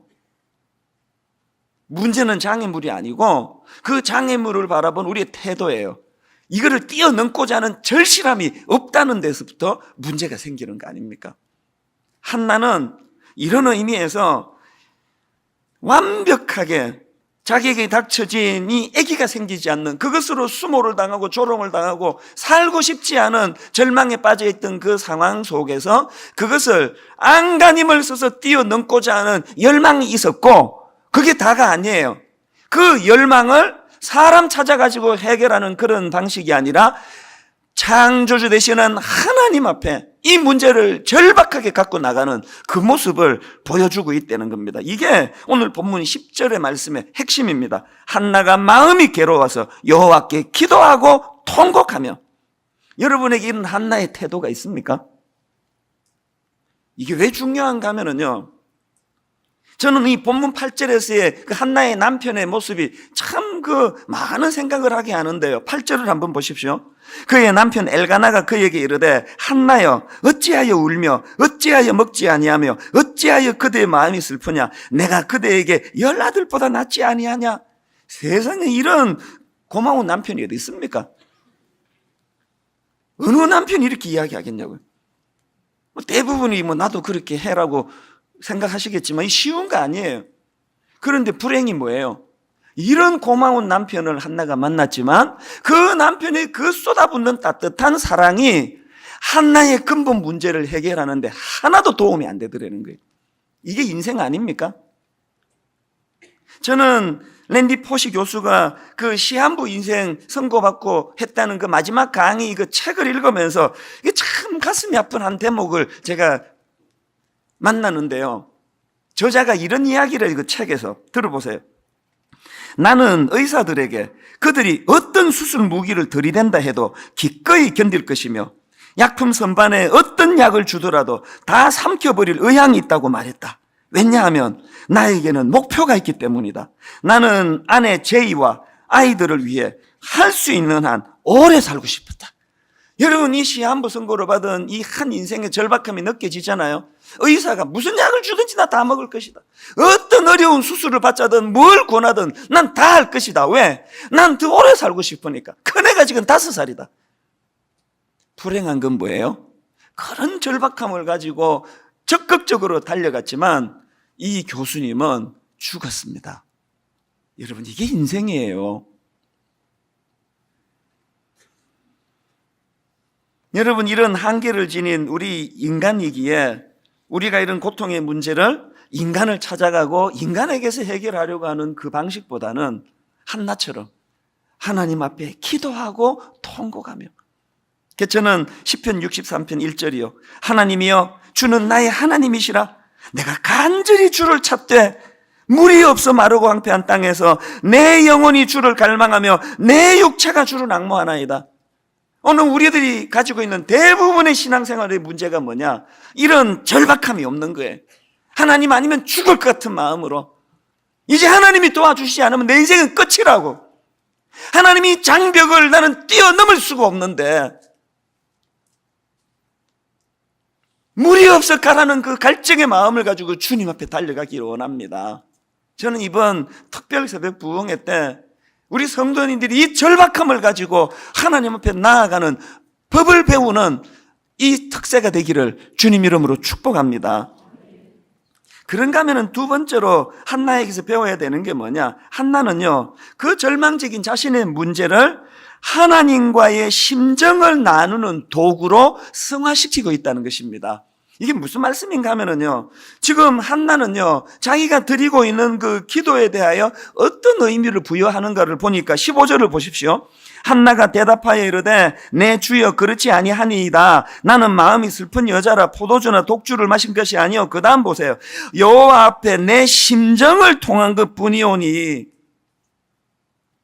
한나는 자기가 드리는 이 기도에다가 어떤 의미를 부여하느냐니까 그 상하고 찢겨진 마음, 사람들은 알아주지 않는 이 말씀 바로 앞에 지금 영적인 지도자라고는 엘리 제사장이 너무너무 절망적인 마음으로 주님 앞에 기도하는 한나를 보고 너무 고통이 가득 차니까 말이 안 나와요.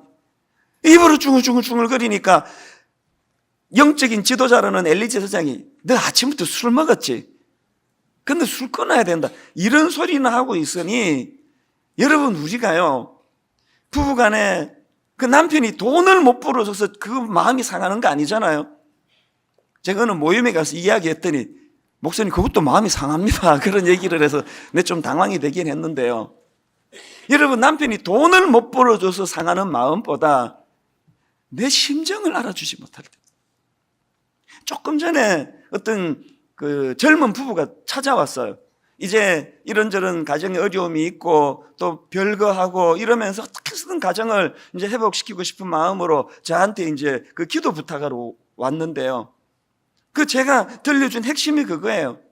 남편이 아내가 둘이가 서로를 너무 몰라서, 내가 보니까 이 아내도 참 좋아 보이고 인상도 좋고 남편도 너무너무 선량해 보이는데 그 두 부부가 마음이 상해가지고 별거를 했다, 별거를.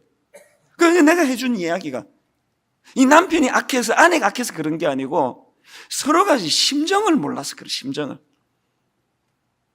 오늘 우리 시대는 이 불통 아닙니까? 부부 간에, 부모와 자녀 간에 이 심정이 통하지 않는 거예요. 한나는요, 자기가 갖고 있는 그 기도에 대한 의미를 여호와 앞에 내 심정을 통한 것뿐이오니, 이 원어로 보니까요, 이게 이런 뜻이에요. 여호와 앞에 자신의 상하고 아픈 마음을 그 쏟아놓는 거, 이걸 한나는 지금 기도로 정의하는 거예요.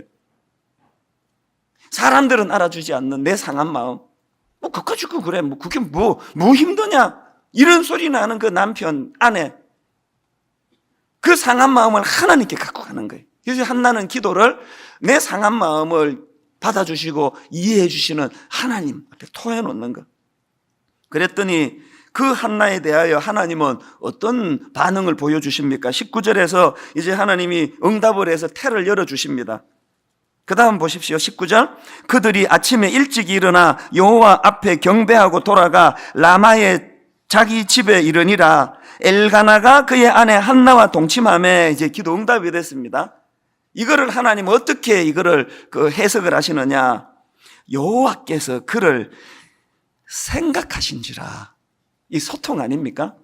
하나님의 이해는요, 한나가 난임해서 아기를 얻는 기도 응답을 받은 이 사건을 하나님이 한나의 심정을 헤아려 준 것으로 그렇게 지금 여기에 의미를 부여합니다. 왜 그렇게 부여했을까요? 한나가 그렇게 접근하잖아요.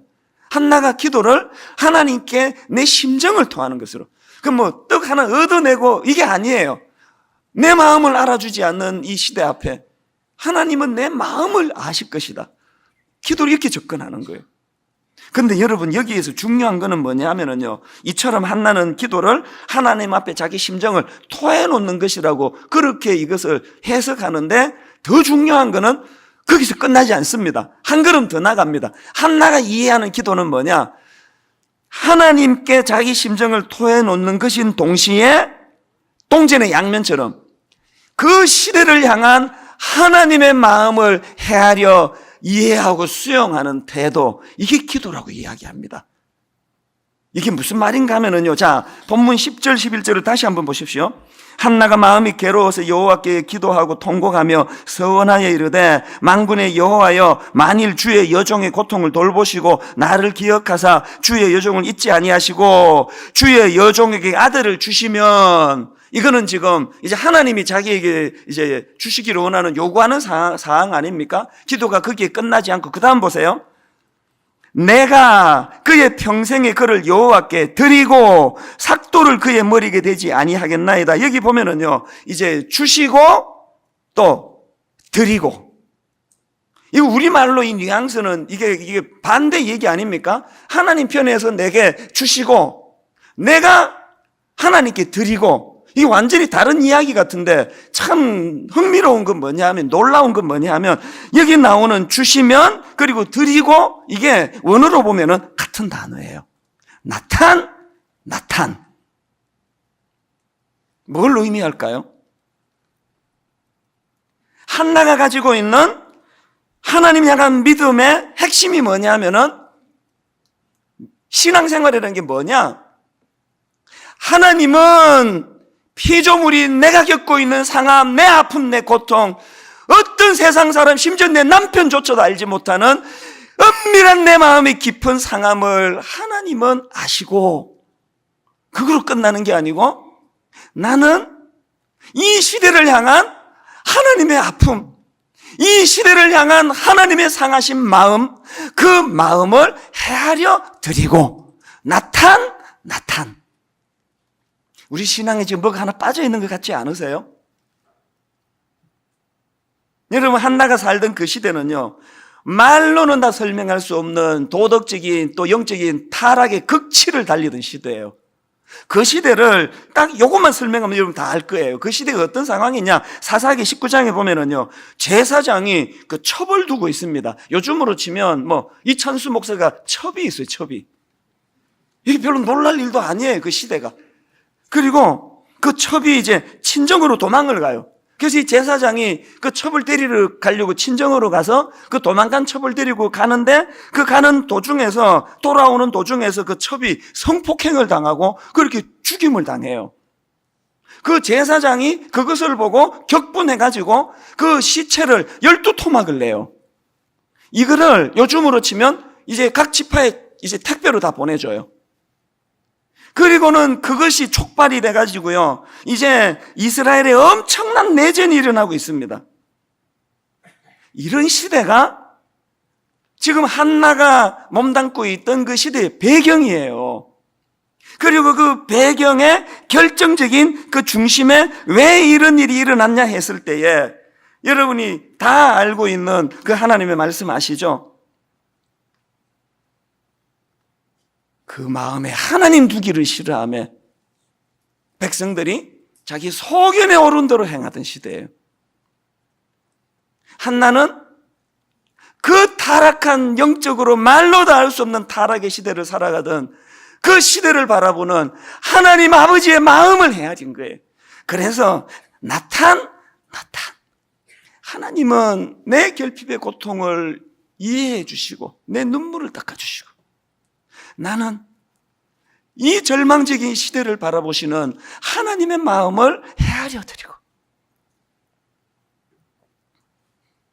여러분, 오늘 이 본문의 문을 여는 사무엘상 1장 1절 2절을 봐도요, 그 시대가 얼마나 타락했는지 그 시대적인 상황이 사실은 녹아 있습니다. 1절에 보면은 한나의 남편 엘가나가 등장을 하는데, 지금 엘가나를 묘사하는데 뭘 강조하는지 한번 보십시오. 1절, 에브라임 산지 라마다임 소빔에 에브라임 사람 엘가나라는 사람이 있었으니 그는 여호람의 아들이요 엘루의 손자요 도후의 정손이요 수읍의 현손이더라. 지금 이 1절에서 묘사하는 엘가나는 어느 부분을 지금 강조하는 겁니까?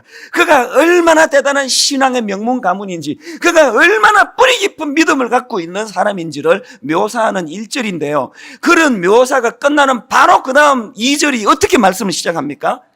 그런 엘가나가 그에게 두 아내가 있었으니. 뭘 의미할까요? 그 2절을 보면 참 흥미로운 게요, 그 다음 보세요. 그에게 두 아내가 있었으니 한 사람의 이름은 한나요, 한 사람의 이름은 브닌나라. 한나가 먼저 나왔습니다. 그 다음 보세요. 브닌나에게는 자식이 있고 한나에게는 자식이 없었더라. 순수가 역전이 돼버렸네요. 왜 이렇게 기록했을까요? 오래 타락이 지속되던 그 시대에 가치관이 다 썩어 문드러지고, 제사장이라는 사람이 첩을둬도 별로 이상하지 않고, 그렇게 신앙의 명문 가문이라고 열거하고 있는 그 사람이 두 명의 아내를 두는 게 너무나 자연스럽고, 그 한 사람의 그 인격과 하나님의 형상을 닮은 그 소중함을 보는 게 아니라 그들의 기준으로 우선순위를, 가치를 바꾸고, 이 혼미한 시대를 지금 다 담고 있는 표현 아닙니까? 그래서 앞에서 말씀드렸지만 이 사사기 맨 마지막 9절 21장 25절에 이 한마디가 왜 의미가 있느냐? 그때에 이스라엘의 왕이 없으므로 사람이 각기 자기의 소견에 옳은 대로 행하였더라. 이 표현이 왜 중요한 메시지를 담고 있느냐 하니까, 여러분 그 다음은 사무엘상 8장 7절을 보십시오. 여호와께서 사무엘에게 이르시되 백성이 내게 한 말을 다 들으라. 이는 그들이 너를 버림이 아니요 나를 버려 자기들의 왕이 되지 못하게 함이니라. 하나님의 마음이 다 녹아 있는 거 아닙니까? 하나님은 그들의 왕이 되기를 원하세요. 하나님은 그들을 통치하기를 원하세요. 하나님은 그들을 다스리기를 원하십니다. 그래서 그들이, 그 백성이 혼미함도 없고 갈등도 없고 기쁨 가운데 안정된 삶을 살기를 원하는데 그 백성들이 하나님을 마음에서 버렸습니다. 이게 한나 시대의 상황이에요. 여러분, 우리의 신앙생활이 나탄. 하나님은 내 상한 마음을 헤아려 보시는 하나님. 나는 이 타락하고 변질 시대에 아픈 가슴을 가지고 이 시대를 바라보시는 하나님의 마음을 헤아리는 능력, 우리에게 그게 없습니다. 하나님은 알라딘의 마술 램프에 들어있는 지니처럼 쓸데없이 남의 인생에 개입하려 그러지 마시고, 내가 그저 필요한 게 있을 때 문지르면 그냥 기도 응답은 해주시고, 자꾸 그렇게 그냥 남의 인생에 개입하지 마시고, 하나님이 아마 무슨 생각을 하고 계시든, 하나님이 어떤 고통에 계시든 전혀 마음이 없는 상태. 제가 여러분 이 말씀이 왜 충격이 됐는지 아세요? 제가 그러고 살더라고요. 제가 어떻게 해서든지 간에 도덕적으로 죄 안 짓고 첩 안 두고 성적으로 죄 안 지려고 어떻게 해서든 은퇴할 때까지 분당 우리 교회에서 제가 헷가닥 해가지고 그냥 무슨 그 수치의 자리에 빠지지 않으려고 애쓰고 몸부림치는 이걸 저는 너무너무 귀하게 생각했는데, 문제가 뭐냐, 이 모든 저의 애씀의 핵심이 저 자신이더라고요. 그래서 내가 창피당하지 않고 끝까지 좋은 목사라는 소리를 듣고, 저는 지난 주간에요, 끊임없는 이 하나님의 애통함이 이 부분에 마음이 열리니까 들리기 시작하더라고요. 이 목사, 넌 좀 정신 차리면 좋겠다. 저 목사도 넘어지고 저 목사도 넘어지고 넌 좀 안 그랬으면 좋겠다. 소탐 대실하지 말고, 성적으로 무너지지 말고. 여러분, 그 신앙생활의 가장 중요한 핵심은 공감 능력. 저는 우리 부목사님들에게 앵무새처럼 반복하는 몇 가지 중에 하나가 뭐냐면은, 신방을 가되 그 성도의 아픔과 상황을 모르고 가면 아무 소용없다. 병원에 병문안 가면서 그 병실에 누워있는 그 환자의 눈물을 보지 못하고 기계적으로 다녀오는 신방은 안 한 거랑 똑같다. 그런 이야기를 앵무새처럼 반복해. 여러분, 엘리 제사장이 요즘으로 치면 이제 뭐 담임 목사로 치고, 성도가 지금 그 고통이 슬픔이 너무 많아 눈물도 안 나와요. 여러분, 너무 슬프면 기도가 안 나와요. 그러고 있는데, 근데 술 취했구나. 엘리 제사장이 왜 이렇게 둔해졌을까요? 하나님과의 통로가 막혀서 그런 거예요. 하나님과의 소통이 이루어지지 않으니까. 왜 오늘 수많은 교회에서 목사님에게 상처받은 사람이 이렇게 많습니까? 또 성도들에게 상처받았다는 목사님은 또 왜 이렇게 많습니까? 왜 이렇게 불통입니까? 부부간에는 어떻게 그렇게 한 입을 듣고 사는 부부간에 어떻게 그렇게 지금 불통입니까? 세상에 배아파난 내 자식이 어떻게 이렇게 대화가 안 됩니까? 이 모든 불통의 근원에는 하나님과의 소통이 되지 않는, 이번 여름에요, 한국교회, 이민교회 참 아픔을 가지고 제가 생각을 많이 하던 그 즈음인데요, 제가 어느 날 이렇게 산책을 하면서 이 설교 한 편을 제가 어느 목사님 설교를 이제 다운받아서 들은 거예요.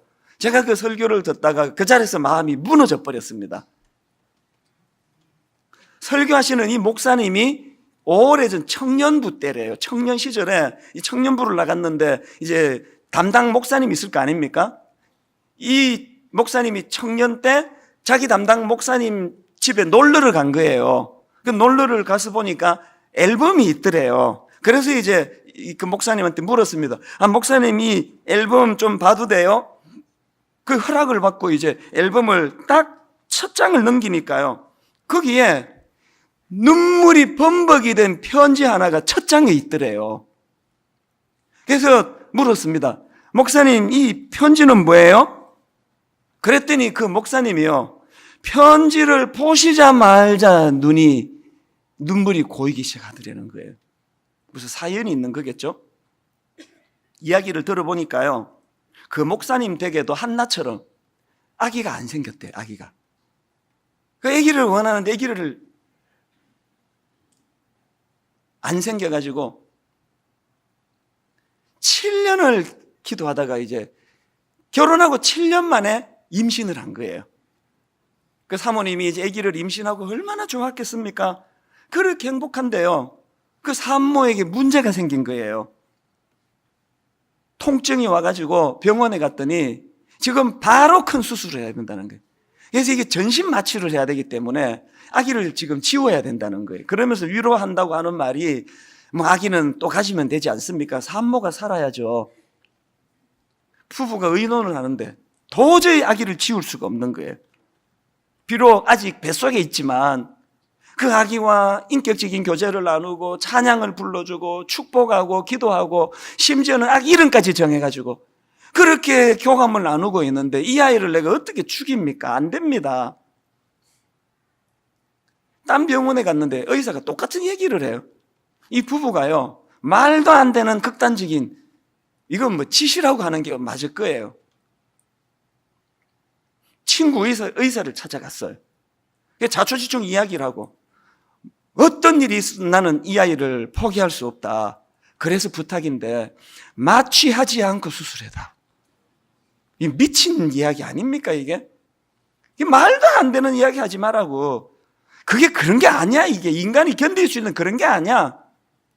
끝까지 설득을 해가지고요, 말도 안 되는 일을 시도를 하는데요, 수술대 위에 그 산모를 사지를 다 묶고요, 입에 그 약솜을 잔뜩 입에다가 약솜을 집어넣고, 왜냐하면 그 고통으로 이를 물면 이빨 다 나가는 거 아닙니까?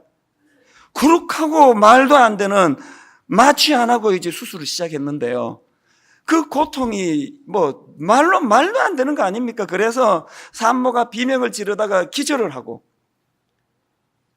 고통이 너무 크니까 기절했다가 또 깨어나고, 또 비명을 지르다 기절을 하고, 이게 지금 반복이 되는데 지금 밖에서 그 목사님이 피눈물을 흘리셔. 피눈물. 그렇게 살려낸 아기가 그 앨범의 편지를 받는 주인공이 되는 거예요. 그 집 아들이 이름이 영빈인데요, 편지 내용을 한번 들어보세요. 사랑하는 영빈아, 내가 이 땅에 태어나기 위해서 너의 엄마가 얼마나 큰 고통을 겪었는지 아느냐? 잠깐 이 땅에 있어야 할 생명을 위하여 너의 엄마는 지옥보다 더 큰 고통을 겪었다. 그 다음 한번 들어보세요. 그런데 영빈아, 너에게 영원한 생명을 주시기 위해서 생명의 근원이신 그분이 십자가에서 너를 위해 피 흘리고 고통당하고 죽음을 맛보셨다는 사실을 잊지 말거라. 이 목사님이 문 밖에서 인간으로는 할 수 없는 큰 사랑으로 어마어마한 그 희생을 치르면서 절망하면서 통한 게 뭐예요? 독생자 예수 그리스도를 보내주신 하나님의 심정과 통한 거예요. 그 편지 말미에 이렇게 글을 맺습니다. 영빈아, 내가 남은 인생을 살아가는 동안에는 너를 위해서 무엇이든지 희생할 수 있는 내 어머니와 예수님의 사랑이 있다는 것을 잊지 말고 예수님의 영광을 위해서 그 사랑에 보답하는 삶을 살거라. 신앙은요, 독생자 예수 그리스도를 보내주시는 이해할 수 없고 수용할 수 없고 안 믿어지고 내 생각과 한계로는 말도 안 되는 짓거리를 한 그 사건이 믿어지고 보여지고 공감이 가지는 것, 이게 신앙이에요. 이 목사님이 그것을 경험한 것처럼. 결론을 맺으려고 합니다. 여러분, 오늘 이 시대에 하나님의 마음을 아세요? 지난주에 저는요, 태국에서 남자 3명이 결혼했다는 그 소식을 제가 기사를 보면서 말세네 말세, 여기까지는 진도가 나갔는데 저는 지난주에요, 남자 3명이 결혼식을 올리고 있는 태국의 그 결혼식장에 서 계시는 하나님은 보지 못했습니다. 동성 결혼을 합법화시키는 그 현장에 계시는 하나님, 그 하나님의 눈물을 아세요? 저는 제가 어떻게든 사고 안 치고 은퇴할 때까지 잘 마무리해서 성도들 놀래키는 일 하지 않고 나는 멋진 목회자로 서기를 원하는 마음의 생각은 꽉 차 있었는데 그게 하나님의 마음은 없었어요. 부족했어요. 이 목사 너라도 잘 써주면 좋겠다. 이 하나님의 심정이 읽혀질 때 철든 신앙인이 되는 줄 믿습니다. 여러분, 우리 오늘 말씀을 생각하시면서 이 찬양이 바로 오늘 설교를 녹여놓은 것 같아요. 아버지, 당신의 마음이 있는 곳에 나의 마음이 있기를 원해요. 아버지, 당신의 눈물이 고인 곳에 나의 눈물이 고이길 원해요. 여러분, 이 찬양 부르시면서 이 질문을 가지고 이 찬양 부르세요. 왜 나는 내 아내와 이렇게 불통하는가? 나는 왜 내 남편의 마음을 헤아려 알지를 못하는가? 왜 우리 목사님은 내 마음을 모르실까? 왜 엘리 제사장은 한나의 그 절망적인 고통을 술 취했다고 이렇게 오해를 할 수밖에 없었을까? 이 모든 질문의 바탕 속에 하나님과 불통하는 하나님의 심정을 헤아리지 못한 우리의 마음, 가사를 생각하시면서 우리 한번 그 하나님 마음을 회복하면 좋겠습니다. 아버지, 당신의 마음이 있는 곳에. 그 프랑스 철학자 사르트르가 이 닫힌 방이라는 제목의 이제 희극에서 사용했던 표현이 이렇습니다. 타인이 곧 지옥이다. 이런 표현을 썼다는 겁니다. 뭐 저는 그 희곡을 읽지 않아 가지고 이게 무슨 정황으로 또 어떤 의미로 쓰여졌는지 배경은 모르지만, 그러나 그 책을 안 읽어도 딱 들으니까 이렇게 탁 와닿는 게 있지 않습니까? 타인이 지옥이다. 그 제가 오늘 본문에 나오는 이 한나와 분인나의 관계를 쭉 묵상하다가 불쑥 떠올랐던 게 바로 이 사르트르가 했다는 이 표현이요. 타인이 곧 지옥이다. 이게 불쑥 떠올라지더라고요. 사실 한나 입장에서 지금 아기를 가질 수 없다는 이 불임이라는 그 상황보다 자기를 더 고통스럽게 한 것은 그것을 매개로 한 주변 사람들의 괴롭힘 아닙니까? 그게 더 괴로웠을 거예요. 이런 관점으로 제가 사무엘상 1장을 가만히 보니까요, 한나 입장에서 그 자기와 관계하고 있는 모든 사람들이 다 한나에게 괴롭힘이 되더라고요. 자, 한번 보시겠습니까? 우선 한나를 괴롭히고 있는 버닌나라는 연적, 이건 말할 필요가 없죠. 6절에 여호와께서 그에게 임신하지 못하게 하심으로 그의 적수인 버닌나가 그를 심히 격분하게 하여 괴롭게 하더라. 7절 매년 한나가 여호와의 집에 올라갈 때마다 남편이 그같이 하며 버닌나가 그를 격분시키므로 그가 울고 먹지 아니하니, 그 한나가 겪고 있는 이 불임이라는 이 고통을 가지고 그 버닌나라는 그 여자가 집요하게 지금 괴롭히고 있는, 그걸 묘사하고 있는 말씀 아닙니까?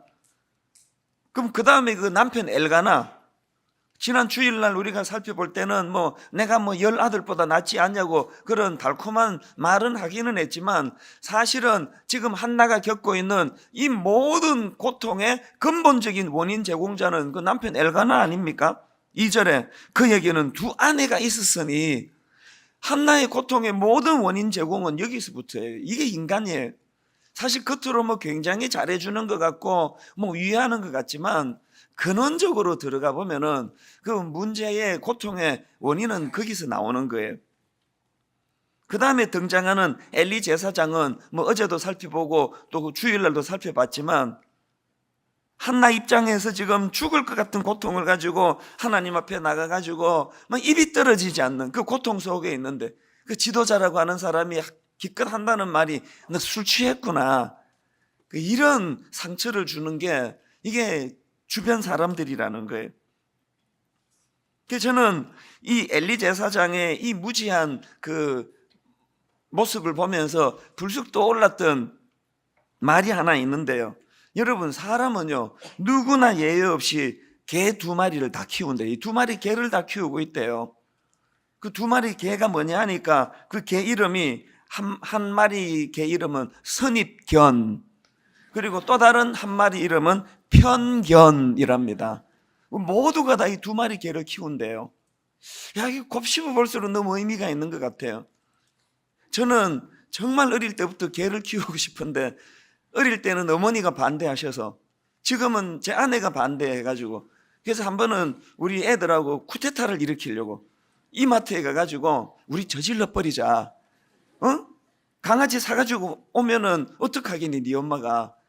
그러니까 그 저질러 버리자 그래가지고 이마트까지 가가지고요 다 공모를 했는데 그 둘째 딸의 배신으로 끝에 가서 이거를 성사를 못했습니다. 엄마의 그 무서운 얼굴이 또 오르면서 얘가 갑자기 두려움으로 포기하더라고요. 그래서 이제 개를 못 키웠는데요. 난 개 키우는 게 꿈에도 소원이라고 생각했는데 알고 봤더니 이미 2마리를 키우고 있었더라고요. 선입견, 편견. 제가 목회하는 동안에 이 말씀을 제가 깨달으면서 참 회개가 나오더라고요. 얼마나 제가 목회하는 동안에 우리 젊은 교역자들에게 이 2마리 개를 가지고 접근했을까. 내가 목회하면서 얼마나 많은 성도들에게 이 2마리 개를 가지고 그 성도들을 오해했을까. 여러분은 어떠세요? 한나는 지금 절망하고 눈물 흘리는데 그걸 그 편견으로 선입견으로 너 술 취했구나. 그럼 되니? 저는 오늘 이 말씀 가운데 성령님이 누구를 바라보고 누구를 지적하는 그 시선이 내게로 돌아가서 내 안에도 이 2마리 개를 키우고 있었구나.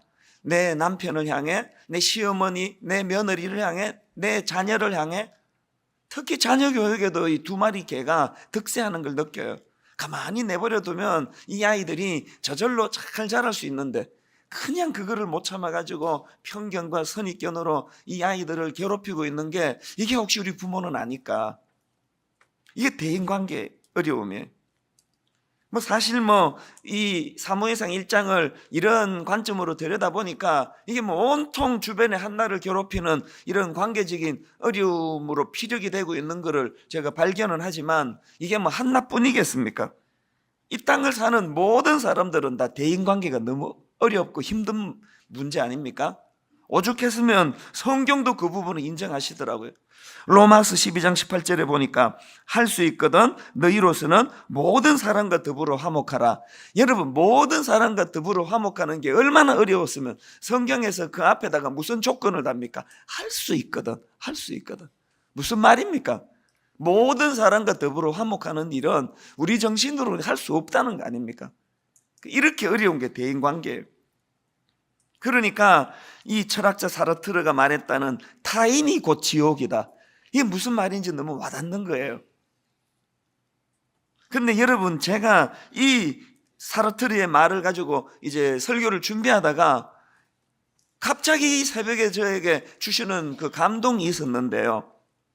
여러분 그 제대로 된 신앙생활을 영위하는 사람들이 누리는 복이 몇 가지가 있는데 그 중에 결정적인 한 가지가 이거구나. 갑자기 제가 이 깨달음이 온 거예요. 여러분 제대로 신앙생활하는 사람들이 누리는 복 중에 결정적인 것 중에 하나가 뭐냐면은 사르트르가 말한 타인이 곧 지옥이라는 이 명제를 타인이 곧 천국이 된다로 바꿀 수 있는 능력. 이게 신앙생활의 묘미고 이게 복음이라는 게 복음. 복음은 우리로 하여금 그동안의 사르트르의 말이 공감이 갔는데 타인이 곧 지옥이다. 이 명제를 뒤바꾸게 하는 능력. 그래서 제가 오늘 설교 제목을 복음과 대인관계 이렇게 제가 잡은 거예요. 저는 여러분 안에 일하시는 예수 그리스도의 복음의 능력이 지옥과 같은 여러분의 대인관계를 바꾸어 놓는 능력임을 맛보시는 여러분 되시기를 바랍니다.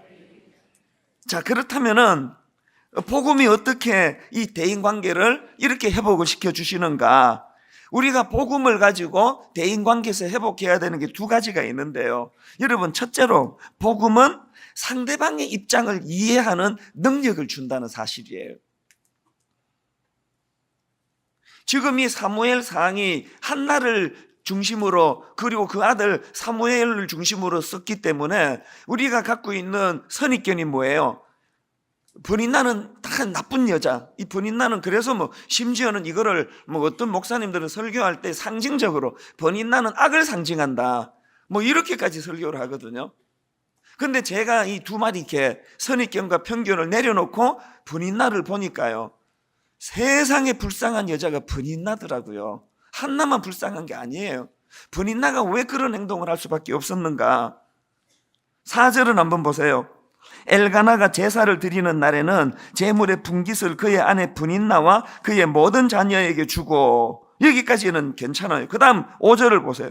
한나에게는 갑절을 주니 이는 그를 사랑함이라. 4절에서의 느낌은 여기에 그 남편 엘가나는 그냥 그 법칙에 따라서 그렇게 해야 되니까 그렇게 브닌나에게 그 분깃을 주고, 성경이 명시하는 건 뭐예요? 한나에게는 그런 법도와 법칙을 뛰어넘는 사랑하는 마음으로, 자식까지 낳아준 자기에게는 그 치료로 그렇게 자기를 대하고, 애도 없는 한나에게는 2배로 갑절이나 그렇게 주고, 거기다가 이는 그를 사랑함이라. 여러분, 여러분이 지금 같은 여자로서 브닌나 같으면 이 구도가 어떻겠습니까? 8절에서도 그의 남편 엘가나가 그에게 이르되 한나여 어찌하여 울며 어찌하여 먹지 아니하며 어찌하여 그대의 마음이 슬프냐, 내가 그대에게 10 아들보다 낫지 아니하냐. 뭐 이게 뭐 한나에게는 엄청 감동적인 멘트지만요, 브닌나 입장에서는 여러분 이게 어떤 상황입니까? 이게 우리가 이 2마리 개를 가지고 저 여자는 나쁜 여자야, 브닌나는 없어지는 게 나아, 어떻게 저런 짓을 할 수 있어? 그렇게 비난하지만요, 복음이 내 안에 들어오면은 브닌나 같은 여자까지도 왜 저 여자가 저런 행동을 할 수밖에 없었냐에 대한 긍휼함이 생겨나도록 하는 거, 이게 복음이라는 거예요. 전에 제가 한번 말씀드렸지 않습니까? 저는 방언의 은사를 못 받았습니다. 우리 집사람은 제가 인도하는 이 특세에 어느 날 은혜를 받아가지고 방언을 받고 몸이 불덩이처럼 뜨거워지고, 주체할 수 없는 성령의 뜨거움으로 여기서 막 너무 그 방언이 터지니까 그 감격으로 막 소리를 외치고 싶으니까 딴 분들에게 방해가 될 것 같아서 지하에 내려가가지고 그렇게 방언으로 불덩이처럼 뜨거운 몸으로 그렇게 하나님께 기도하면서 이 특세 때 방언을 받았단 말이에요. 그런데 그 남편인 저는 그 특세를 인도하는 사람인데 방언을 안 주세요. 여러분 이 장면을 상상을 해보세요. 목사인 남편하고 사모인 아내인 그 부인이 같이 기도하는데, 부인은 성령 충만함으로 막 방언으로 기도하는데 그 남편은 한국말로 주여 이러면은 이 모양새가 이게 좀 그렇지 않습니까? 이 반대가 돼야 되는 거 아닙니까? 그래서 저는 방언의 은사를 구해도 안 주세요. 그런데 저에게 성령님이 그걸 보고 불쌍하게 보시고 방언의 은사는 안 주셨는데 통변의 은사를 제게 주셨다고 기억나시죠? 저는 통변의 은사를 받은 사람이에요. 이 통변의 은사가 뭐냐 하면은요, 개척 초기에는 막 저한테 와서 따지는 사람이 많더라고요. 뭐 광고 하나 잘못해도 막 와서 막 시비 걸고 따지고, 그러면은 제가 뭐 또 이 논리를 가지고 그분을 납작하게 만들고 돌려보내고 그랬는데요, 요즘에 제가 통변의 은사를 받고 내 태도가 달라졌어요. 누가 와가지고 뭔 소리를 가지고 저를 향해 말도 안 되는 시비를 걸든지 상관없이, 뭐 이거 뭐 논리도 하나도 안 맞고 이거 뭐 완전히 뭐 그 낮술 먹은 사람처럼 횡설수설하는 사람이라 할지라도 제가 통변의 은사를 받았어요. 무슨 소리로 저를 향해 뭐라고 따지든지 전 다 이렇게 들려요. 목사님 저도 사랑받고 싶어요. 목사님 저도 관심 받고 싶어요. 이렇게 통변이 다 되니까요, 뭘 가지고 뭐 따지든지 시비를 걸든지 그 상대방에 대한 그 긍휼함이 생기는 거예요. 이분이 지금 저렇게 화가 나 있는 건 사랑받고 싶어서 그런 건데, 여러분 복음은요, 엘가나 같은 여자 이런 게 다 있는, 이게 인간이야 이게? 안 그래도 지금 아기를 갖지 못해 그 절망하는 한나를 향해 이렇게 그냥 못됐게 말이지, 집요하게. 근데 복음이 내 안에 들어오면은 한나는 말할 것도 없고 엘가나조차도 그 이면에 그의 마음이 읽혀지기 시작하면 엘가나도 긍휼해지는 거예요. 저는 여러분 안에 복음의 능력이 여러분 인생의 모든 부분들을 다 교정해 주는데, 이 대인관계에 이 복음의 능력이 영향력을 발휘하는 은혜가 있게 되시기를 바랍니다. 그런가 하면은 두 번째로 어떻게 복음은 이 대인관계를 회복시키는 능력이 되느냐? 복음은요, 상대방과 나 사이에 하나님을 개입시키는 이 놀라운 일을 하세요. 이게 무슨 말씀인가 하면요, 자, 오늘 본문을 보니까 분인나는 지금 한나만 상대합니다. 6절을 보세요. 여호와께서 그에게 임신하지 못하게 하심으로 그의 적수인 분인나가 그를 심히 격분하게 하여 괴롭게 하더라. 여러분이 우리말로는요, 여기 그를 심히 격분하게 하여 괴롭게 하더라, 이렇게 지금 격분, 괴롭게 하다, 이 두 단어가 다른 단어인데요, 원어로 보면은 재밌는 게 여기 나오는 이 격분이라는 표현하고 괴롭게 하다는 표현이 같은 단어예요. 그러니까 이게 무슨 말일까요? 분인나는 지금 한나의 마음을 격분시키는데요. 왜 격분시키느냐? 한나가 격분되도록 격분을 시킨다는 거예요. 이 분인나가 원하는 게 뭐예요? 저 고상한 척하는 저 여자가, 내 남편의 사랑을 다 빼앗아간 저 여자가 이성을 잃어버리고 격분해가지고 날뛰는 그 꼴을 보고 싶다. 이게 분인나의 심리예요. 이게 얼마나 인간의 그 본능을 묘사해 놓은 표현입니까? 제일 꼴보기 싫은 게 도도한 척하고 자기는 아무 문제가 없는 척하고, 이런 한나를 무장해제시키기를 원하는 게 이게 분인나예요. 그래서 분인나 내면이 격분되도록 하기 위하여 그를 지금 격분시키고 있다는 거예요. 근데 여러분, 한꺼풀만 들어가 보면 이 분인나의 태도는요, 이 공정하지 못합니다. 원인을 유발시킨 건 자기 남편인데 그 남편에 대해서는 상대하지 않고 집요하게 한나만 가지고 그렇게 물고 늘어지는 모습이 분인나인데요. 그런데 여러분, 우리가 지금 믿음의 샘플로 여기고 있는 한나가 결정적으로 분인나와 다른 게 뭐냐? 제가 이 구도를 보니까 시선이 재밌더라고요. 분인나는 정오가 일그리는 눈빛으로 한나에게 시선을 고정하는데, 한나의 시선은 똑같이 정오의 눈빛으로 분인나를 향한 게 아니라 한나의 시선은 하나님을 향하고 있습니다. 이 차이예요. 그래서 10절에서 우리 특세 주제를 뽑았지 않습니까? 기도하고 통곡하며. 이거는요, 우리의 시선이 분인나를 향하고 있지 않음을 보여주는 표현이에요. 10절에 한나가 마음이 괴로워서 여호와께, 분인나가 아니에요, 여호와께 기도하고 통곡하며. 그리고 제가 이 한나의 기도에서 참 귀하다 싶은 게요, 한나의 기도에서 분인나가 언급되지 않아요. 하나님 저거 혼내주세요, 저 내 대신 복수해 주세요, 이런 기도가 없어요. 그저 오직 한나는 하나님께 그 시선이 머물면서 자기 자신의 연약함을 놓고 하나님께 기도할 뿐이에요. 이게 뭘 말할까요? 한나는요, 자기 인생의 에너지를 쓸데없는 데 낭비하지 않고 있다는 그런 뜻이에요. 분인나는 자기 인생의 에너지를 너무 엉뚱한 곳에다 지금 쏟고 있습니다. 요셉도 마찬가지 아닙니까?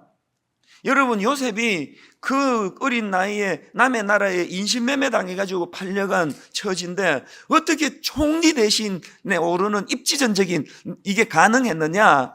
요셉은요, 에너지를 누구 미워하는데 별로 흘리지 않았습니다. 성경을 보면은 요셉이 어릴 때 자기를 팔아버린 베다르 형제에 대한 표현이 하나도 없어요. 세상의 그 어린애를 그 강간 미수범으로 그렇게 그 순결한 요셉을 감옥에 쳐넣었던 그 여자에 대한 분노나 정오심이 요셉에게는 보이지 않아요. 왜 이런 일이 일어났을까요? 하나님의 사람은, 하나님이 붙잡고 계시는 사람은 에너지를 이런 데 쓸데없는 데 흘리지 않도록 막아주시는 능력, 이게 복음인 줄 믿습니다. 제가 여러분 이쯤에서요, 제가 사용하고 있는 이 영적 호흡법 하나를 가르쳐 드리려고 하는데요, 이 호흡법이 뭐냐 하면은, 제가 이제 그 집에서 이제 교회까지 주중에 이렇게 걸어 다니다 보면은 이제 그 애경 플라자를 지나가면서 빌딩 하나를 지나가야 되는데 거기가 흡연 장소예요. 이제 우리나라가 이제 건물 내에서 흡연을 못하게 법으로 막아 놓으니까 이 사람들이 다 그 길거리 나와서 담배를 펴가지고요, 그 길을 지나가면은 그 뭐 말로도 할 수 없는 담배 냄새가 나요. 그럼 제가 흡연법을 제가 어떻게 쓰는가 하면은요, 그 호흡법을, 고기를 지나가기 한 5m 전쯤에 숨을 많이 이제 호흡합니다. 그리고 이제 고기를 지나갈 때는 얕은 호흡을 해요. 이렇게. 이제 깊이 해가지고 그 연기 냄새가 제 폐 안으로 들어오지 못하도록 그저 명맥만 유지하도록 이렇게 얕게 호흡을 해요. 그 고기를 지나가고 나면 이제 길게 호흡을 하거든요. 저는 이 호흡법을 가지고 대인관계에 이걸 적용해서 살아가고 있습니다. 담배 연기 지역을 지나갈 때가 있어요. 누군가가 저를 괴롭히고 없는 말로 모함을 하고 오죽하면은 그 성남 지역에서 이찬수 목사가 분당 우리 교회 여전사 성폭행했다 이런 말을 퍼뜨리는 그런 사람들이 있거든요. SNS에 끊임없이 있지도 않은 말을 퍼뜨리고 제가 동성연애 옹호주의자래요.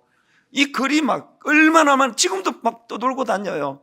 제가 동성연애 옹호자라고 이렇게 비난하는 글들이 떠돌고 하면은 그때 저는 이 호흡법을 써요. 글은 의도적으로 그러는지 몰라서 그러는지 모르지만 저를 그냥 그 부끄러운 자리로 몰고 가려고 하는 사람들을 접할 때 저는 얕은 호흡을 해요.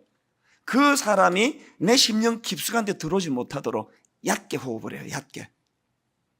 그런가 하면은 복음의 십자가의 은혜가 제게 용솟음치고 감격이 물밀듯 밀려올 때는 깊은 호흡을 합니다. 이 감격을 얕게 하고 끝내지 않도록 어떻게 해서든지 이 호흡이 내 영적인 폐 깊숙한 데까지 들어오도록. 보통 우리 인간들은 자연적인 호흡법은 반대예요. 그 신선한 공기, 은혜는 금방금방 잊어버리고. 그래서 제가 전에 그런 말씀드렸잖아요. 우리 인간은 대부분이 100명 중에 99명, 약 95%의 자기를 이해해주고 자기를 조화해주고 허물을 감추어주고 덮어주려는 95%의 고마운 사람들과 자기를 모함하고 밟으려고 하고 죽이려고 하고 험담하는 5%의 사람으로 구성되어 있다. 돌아보면 이게 진리인 것 같아요. 우리의 치명적인 결함이 뭐예요? 우리의 불행은요, 우리 생각의 5%가 반대네.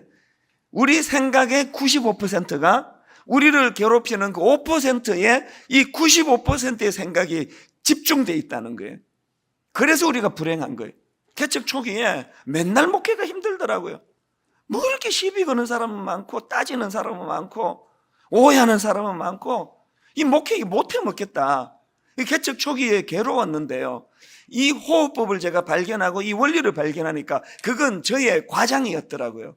목회 못해 먹는 게 아니에요. 이렇게 고마운 95%가 뭐예요? 99.9%의 고마운 사람들, 왜 내가 그 0.1%의 저를 괴롭히는 그 사람에게 내 생각의 95%가 거기 머물러야 되느냐고요. 저는 이 시간에 성령님이 여러분의 영적인 호흡법, 영적인 생각의 호흡이 교정되는 은혜가 있기를 바랍니다. 5%의 생각의 95%가 몰두돼가지고 하루 온종일 스스로를 괴롭히는 그런 존재가 아니고 복음이 나를 분인 나에게 집중하지 않고 은혜 주신 하나님께 집중할 수 있게 하는 능력이라는 이 사실을 가지고, 그래서 저는 이 두 가지를 여러분에게 말씀을 드리는데, 근데 여러분 여기서 한 가지요. 우리가 사무엘상을 읽으실 때 그 범하기 쉬운 오류가 뭐냐 하면은요, 이걸 개인사로 읽고 넘어가면 그건 성경을 잘못 읽으시는 거예요. 사무엘 1장은요, 한나라는 그 불임의 한 여인하고 그를 괴롭히던 또 다른 한 여인이 다투는 개인사의 문제가 아니고요. 사무엘상이 여기에 기록되는 거는 이게 바로 그 시대의 상황의 축소판이기 때문에 이런 이야기로 사무엘상이 시작이 되거든요. 지금 한나와 분인나의 이 갈등 관계도 마찬가지예요. 지금 이 사건을 여기에 왜 기록을 했느냐 하니까 이게 바로 그 당시 시대 상황이에요. 이게 무슨 말씀인지 설명을 드릴게요. 이스라엘 백성들이 이제 홍해를 건너 출애굽해가지고 이제 요단강을 건너서 가나안으로 진입하지 않습니까? 거기에 수많은 적들과 이제 정복 전쟁이 벌어지는데요. 그때만 해도 이 이스라엘 백성들이 이 12지파가 서로가 서로를 돕고 섬기고 그런 아름다운 관계를 유지를 했는데, 그들이 타락하고 변질되면서 사사기 후반으로 가면은 지난 주일날 말씀드렸잖아요. 제사장이 그냥 첩을 두고 그 첩이 그냥 친정으로 갔다가 그걸 데리고 오는 과정에서 성폭행 당해가지고 살해를 당하고 12토막을 내가지고 보내가지고 내전이 벌어지고 이런 것들이 다 사사기 후반, 지금 이 한나를 배경으로 하는 그 시대 상황이란 말이에요. 근데 여러분, 이 변화된 사사기 초기와 사사기 후반전에 변화된 상황을 묘사하는 성경 구절이 참 의미가 있는데요. 자, 사사기 1장 1절 한번 보십시오. 여호수아가 죽은 후에 이스라엘 자손이 여호와께 여쭈어 이르되 우리 가운데 누가 먼저 올라가서 가나안 족속과 싸우리까? 이때만 해도요 12지파가 똘똘 뭉치고 단합되고 하나 돼가지고 외부의 적인 가나안 족속을 향하여 그렇게 열심히 영적인 전쟁을 벌였는데 변질되고 타락된 그들이 어떤 결과를 가져왔나? 자, 사사기 20장 18절을 보십시오. 이스라엘 자손이 일어나 베델에 올라가서 하나님께 여쭈어 이르되 우리 중에 누가 먼저 올라가서 베냐민 자손과 싸우리까?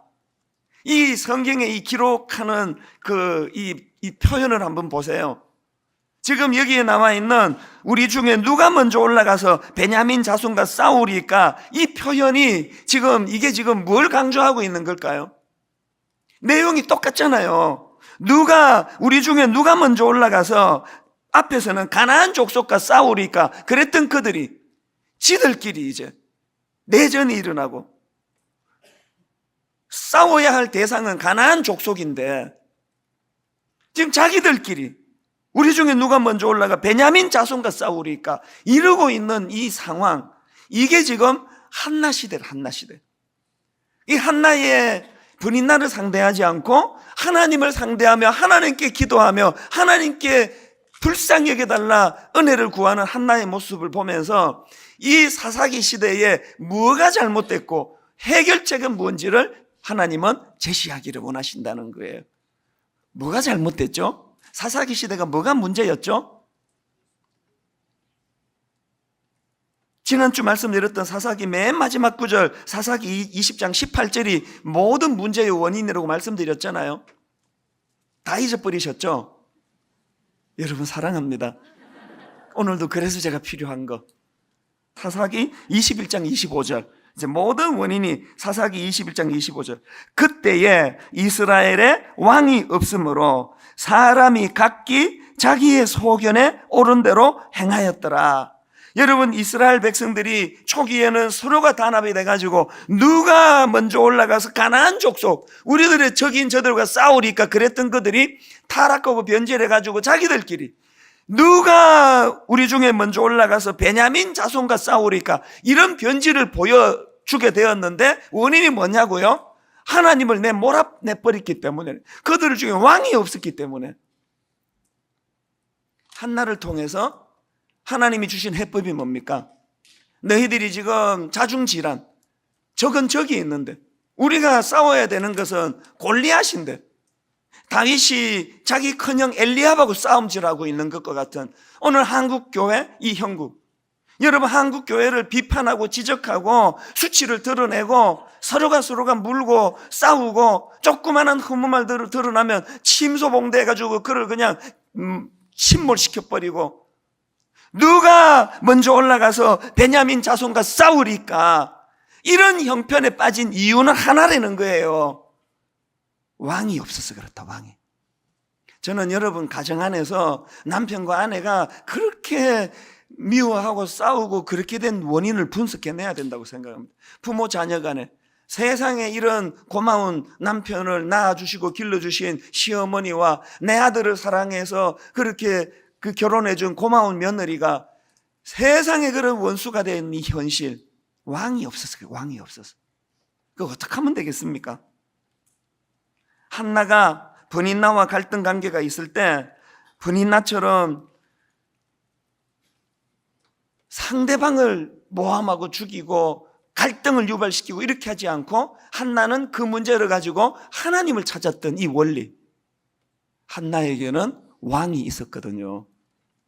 그래서 제가 오늘 결론을 맺으면서 여러분에게 이런 정리를 해드리고 싶은 거예요. 여러분, 우리들의 복잡한 대인관계는 우리가 가진 어떤 성격, 우리가 가진 어떤 인품, 우리가 가진 가정교육의 힘, 이런 걸로 푸는 게 아니고 복음의 능력으로 푸는 거예요. 내 안에 왕 되신 그분이 좌정하셔서 그분이 다스리시도록, 그분이 일하시도록. 저는 우리가 그때에 이스라엘에 왕이 없었으므로 사람이 각기 자기 소견에 오른 대로 행하였더라. 이 부끄럽고 가슴 아픈 말씀이 치료가 돼가지고 이제 이스라엘의 왕이 좌정하심으로 사람이 각기 자기 소견에 오른 대로 행하지 않는 이런 삶이 나타날 때 제일 먼저 나타나는 것이 저는 이 긍휼의 회복이라고 생각합니다. 불쌍히 여김. 왜? 하나님의 성품이니까요.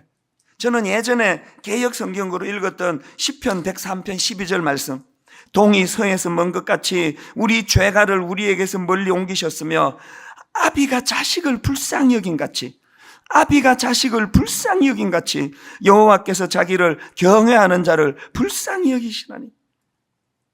여러분, 하나님이 죄로 말미암아 상상할 수 없는 부도덕하고 부끄러운 수치의 자리에 빠져 있을 때 이거를 아비가 자식을 불쌍히 여긴 같이, 그 불쌍히 여기심의 결과가 십자가 아닙니까? 로마서 5장 8절, 언제 우리가 구원받았습니까? 우리가 아직 죄인 되었을 때에 그리스도께서 우리를 위하여 죽으심으로 하나님께서 우리에 대한 자기의 사랑을 확정하셨느니라. 복음이 우리 안에 다시 작동되기를 원합니다. 복음이 우리 안에 회복이 되면은 나타나는 열매, 에베소서 2장 12절부터 14절을 읽고 말씀을 정리하려고 하는데요. 그때에 너희는 그리스도 밖에 있었고 이스라엘 나라 밖에 사람이라 약속의 언약들에 대하여는 외인이요 세상에서 소망이 없고 하나님도 없는 자이더니 이제는 전에 멀리 있던 너희가 그리스도 예수 안에서 그리스도의 피로 가까워졌느니라. 그 다음 보세요. 그는 우리의 화평이신지라 둘로 하나를 만드사 원수된 것 곧 중간에 막힌 담을 자기 육체로 허시고. 오늘 새벽에 이 복음이, 십자가가 우리 안에 이 막혀진 담을 허무는 능력임을 맛보시는 여러분 되시기를 바랍니다. 복음으로 관계의 담이 허물어지는, 그래서 에베소서 4장 32절 서로 친절하게 하며 불쌍히 여기며 서로 용서하기를 하나님이 그리스도 안에서 너희를 용서하신 것 같이 하라. 오늘 분당 우리 교회가 회복해야 될 가장 소중한 감정이 있다면 불쌍히 여김이, 불쌍히 여김. 한나는 분인나를 불쌍하게 생각하고, 분인나는 한나를 불쌍하게 생각하고, 한나는 남편의 사랑을 받지 못해 저렇게 우울한 분인나를 불쌍하게 생각하고, 분인나는 아기를 낳지 못해 힘들어하는 한나를 불쌍하게 생각하고. 제가 이 말씀을 준비하다가 동영상 하나, 저는 저 동영상을 보고 너무 많이 울었고요. 한국 사회의 희망이 여기에 있구나. 오늘 여러분 이 설교 말씀을 머리에 담으시고 복음이 관계를 회복시킨다는 이 명제를 머리에 담으시고 이제 보여드리려고 하는 이 짧은 동영상, 고3, 힘든 고3 학생이 지금 뭘 우리에게 메시지를 주기를 원해서 저렇게 하는지 우리 동영상을 같이 보시고 이제 말씀을 마무리하도록 하겠습니다. 같이 보시겠습니다. 하다가 우연히 저 동영상을 보고 제가 시카고 23살 때 내가 저랬었구나. 지금 너무 힘든데 한 번만 안아주시면 안 돼요? 누군가가 저를 그렇게 안아주시고 격려해 주시고 눈물을 닦아주셨기 때문에 제가 오늘 이 자리에 설 수 있게 됐고요. 또 목회라는 것은 끊임없이 찾아오는 성도님들의 저 하소연이더라고요. 목사님, 저 지금 너무 힘든데 한 번만 안아주시면 안 돼요? 이게 목회더라고요. 복음이 우리에게 자리 잡게 될 때에 먼저 내 처지가 다 잊어버렸지만 내 처지가 저랬던 적이 있었는데 하나님 너무 힘들어서 그러는데 저 한 번만 안아주시면 안 돼요? 복음 십자가 이유와 조건을 따지지 않고 우리가 아직 죄인 되었을 때에 십자가로 우리를 용납해 주신 그리스도의 사랑으로 오늘 회복이 되고 치유가 되었다면 여러분에게 들려지는 저 음성이 회복이 돼야 될 것 같습니다. 여러분 주변에 오늘도 불임으로 고통하는 많은 한나들이 있어요. 저 지금 너무 힘들어서 그러는데 한 번만 안아주시면 안 돼요? 분인나가 했어야 될 한나를 향한 긍휼함 아닙니까? 오늘 저는 이 질문을 던지는 것으로 오늘 설교를 마무리하려고 하는데요. 마음속에서 오래 우리가 외면했던, 안 들으려고 했던, 들렸지만 외면했던 이 한마디, 지금 너무 힘들어서 그러는데 한 번만 안아주시면 안 돼요?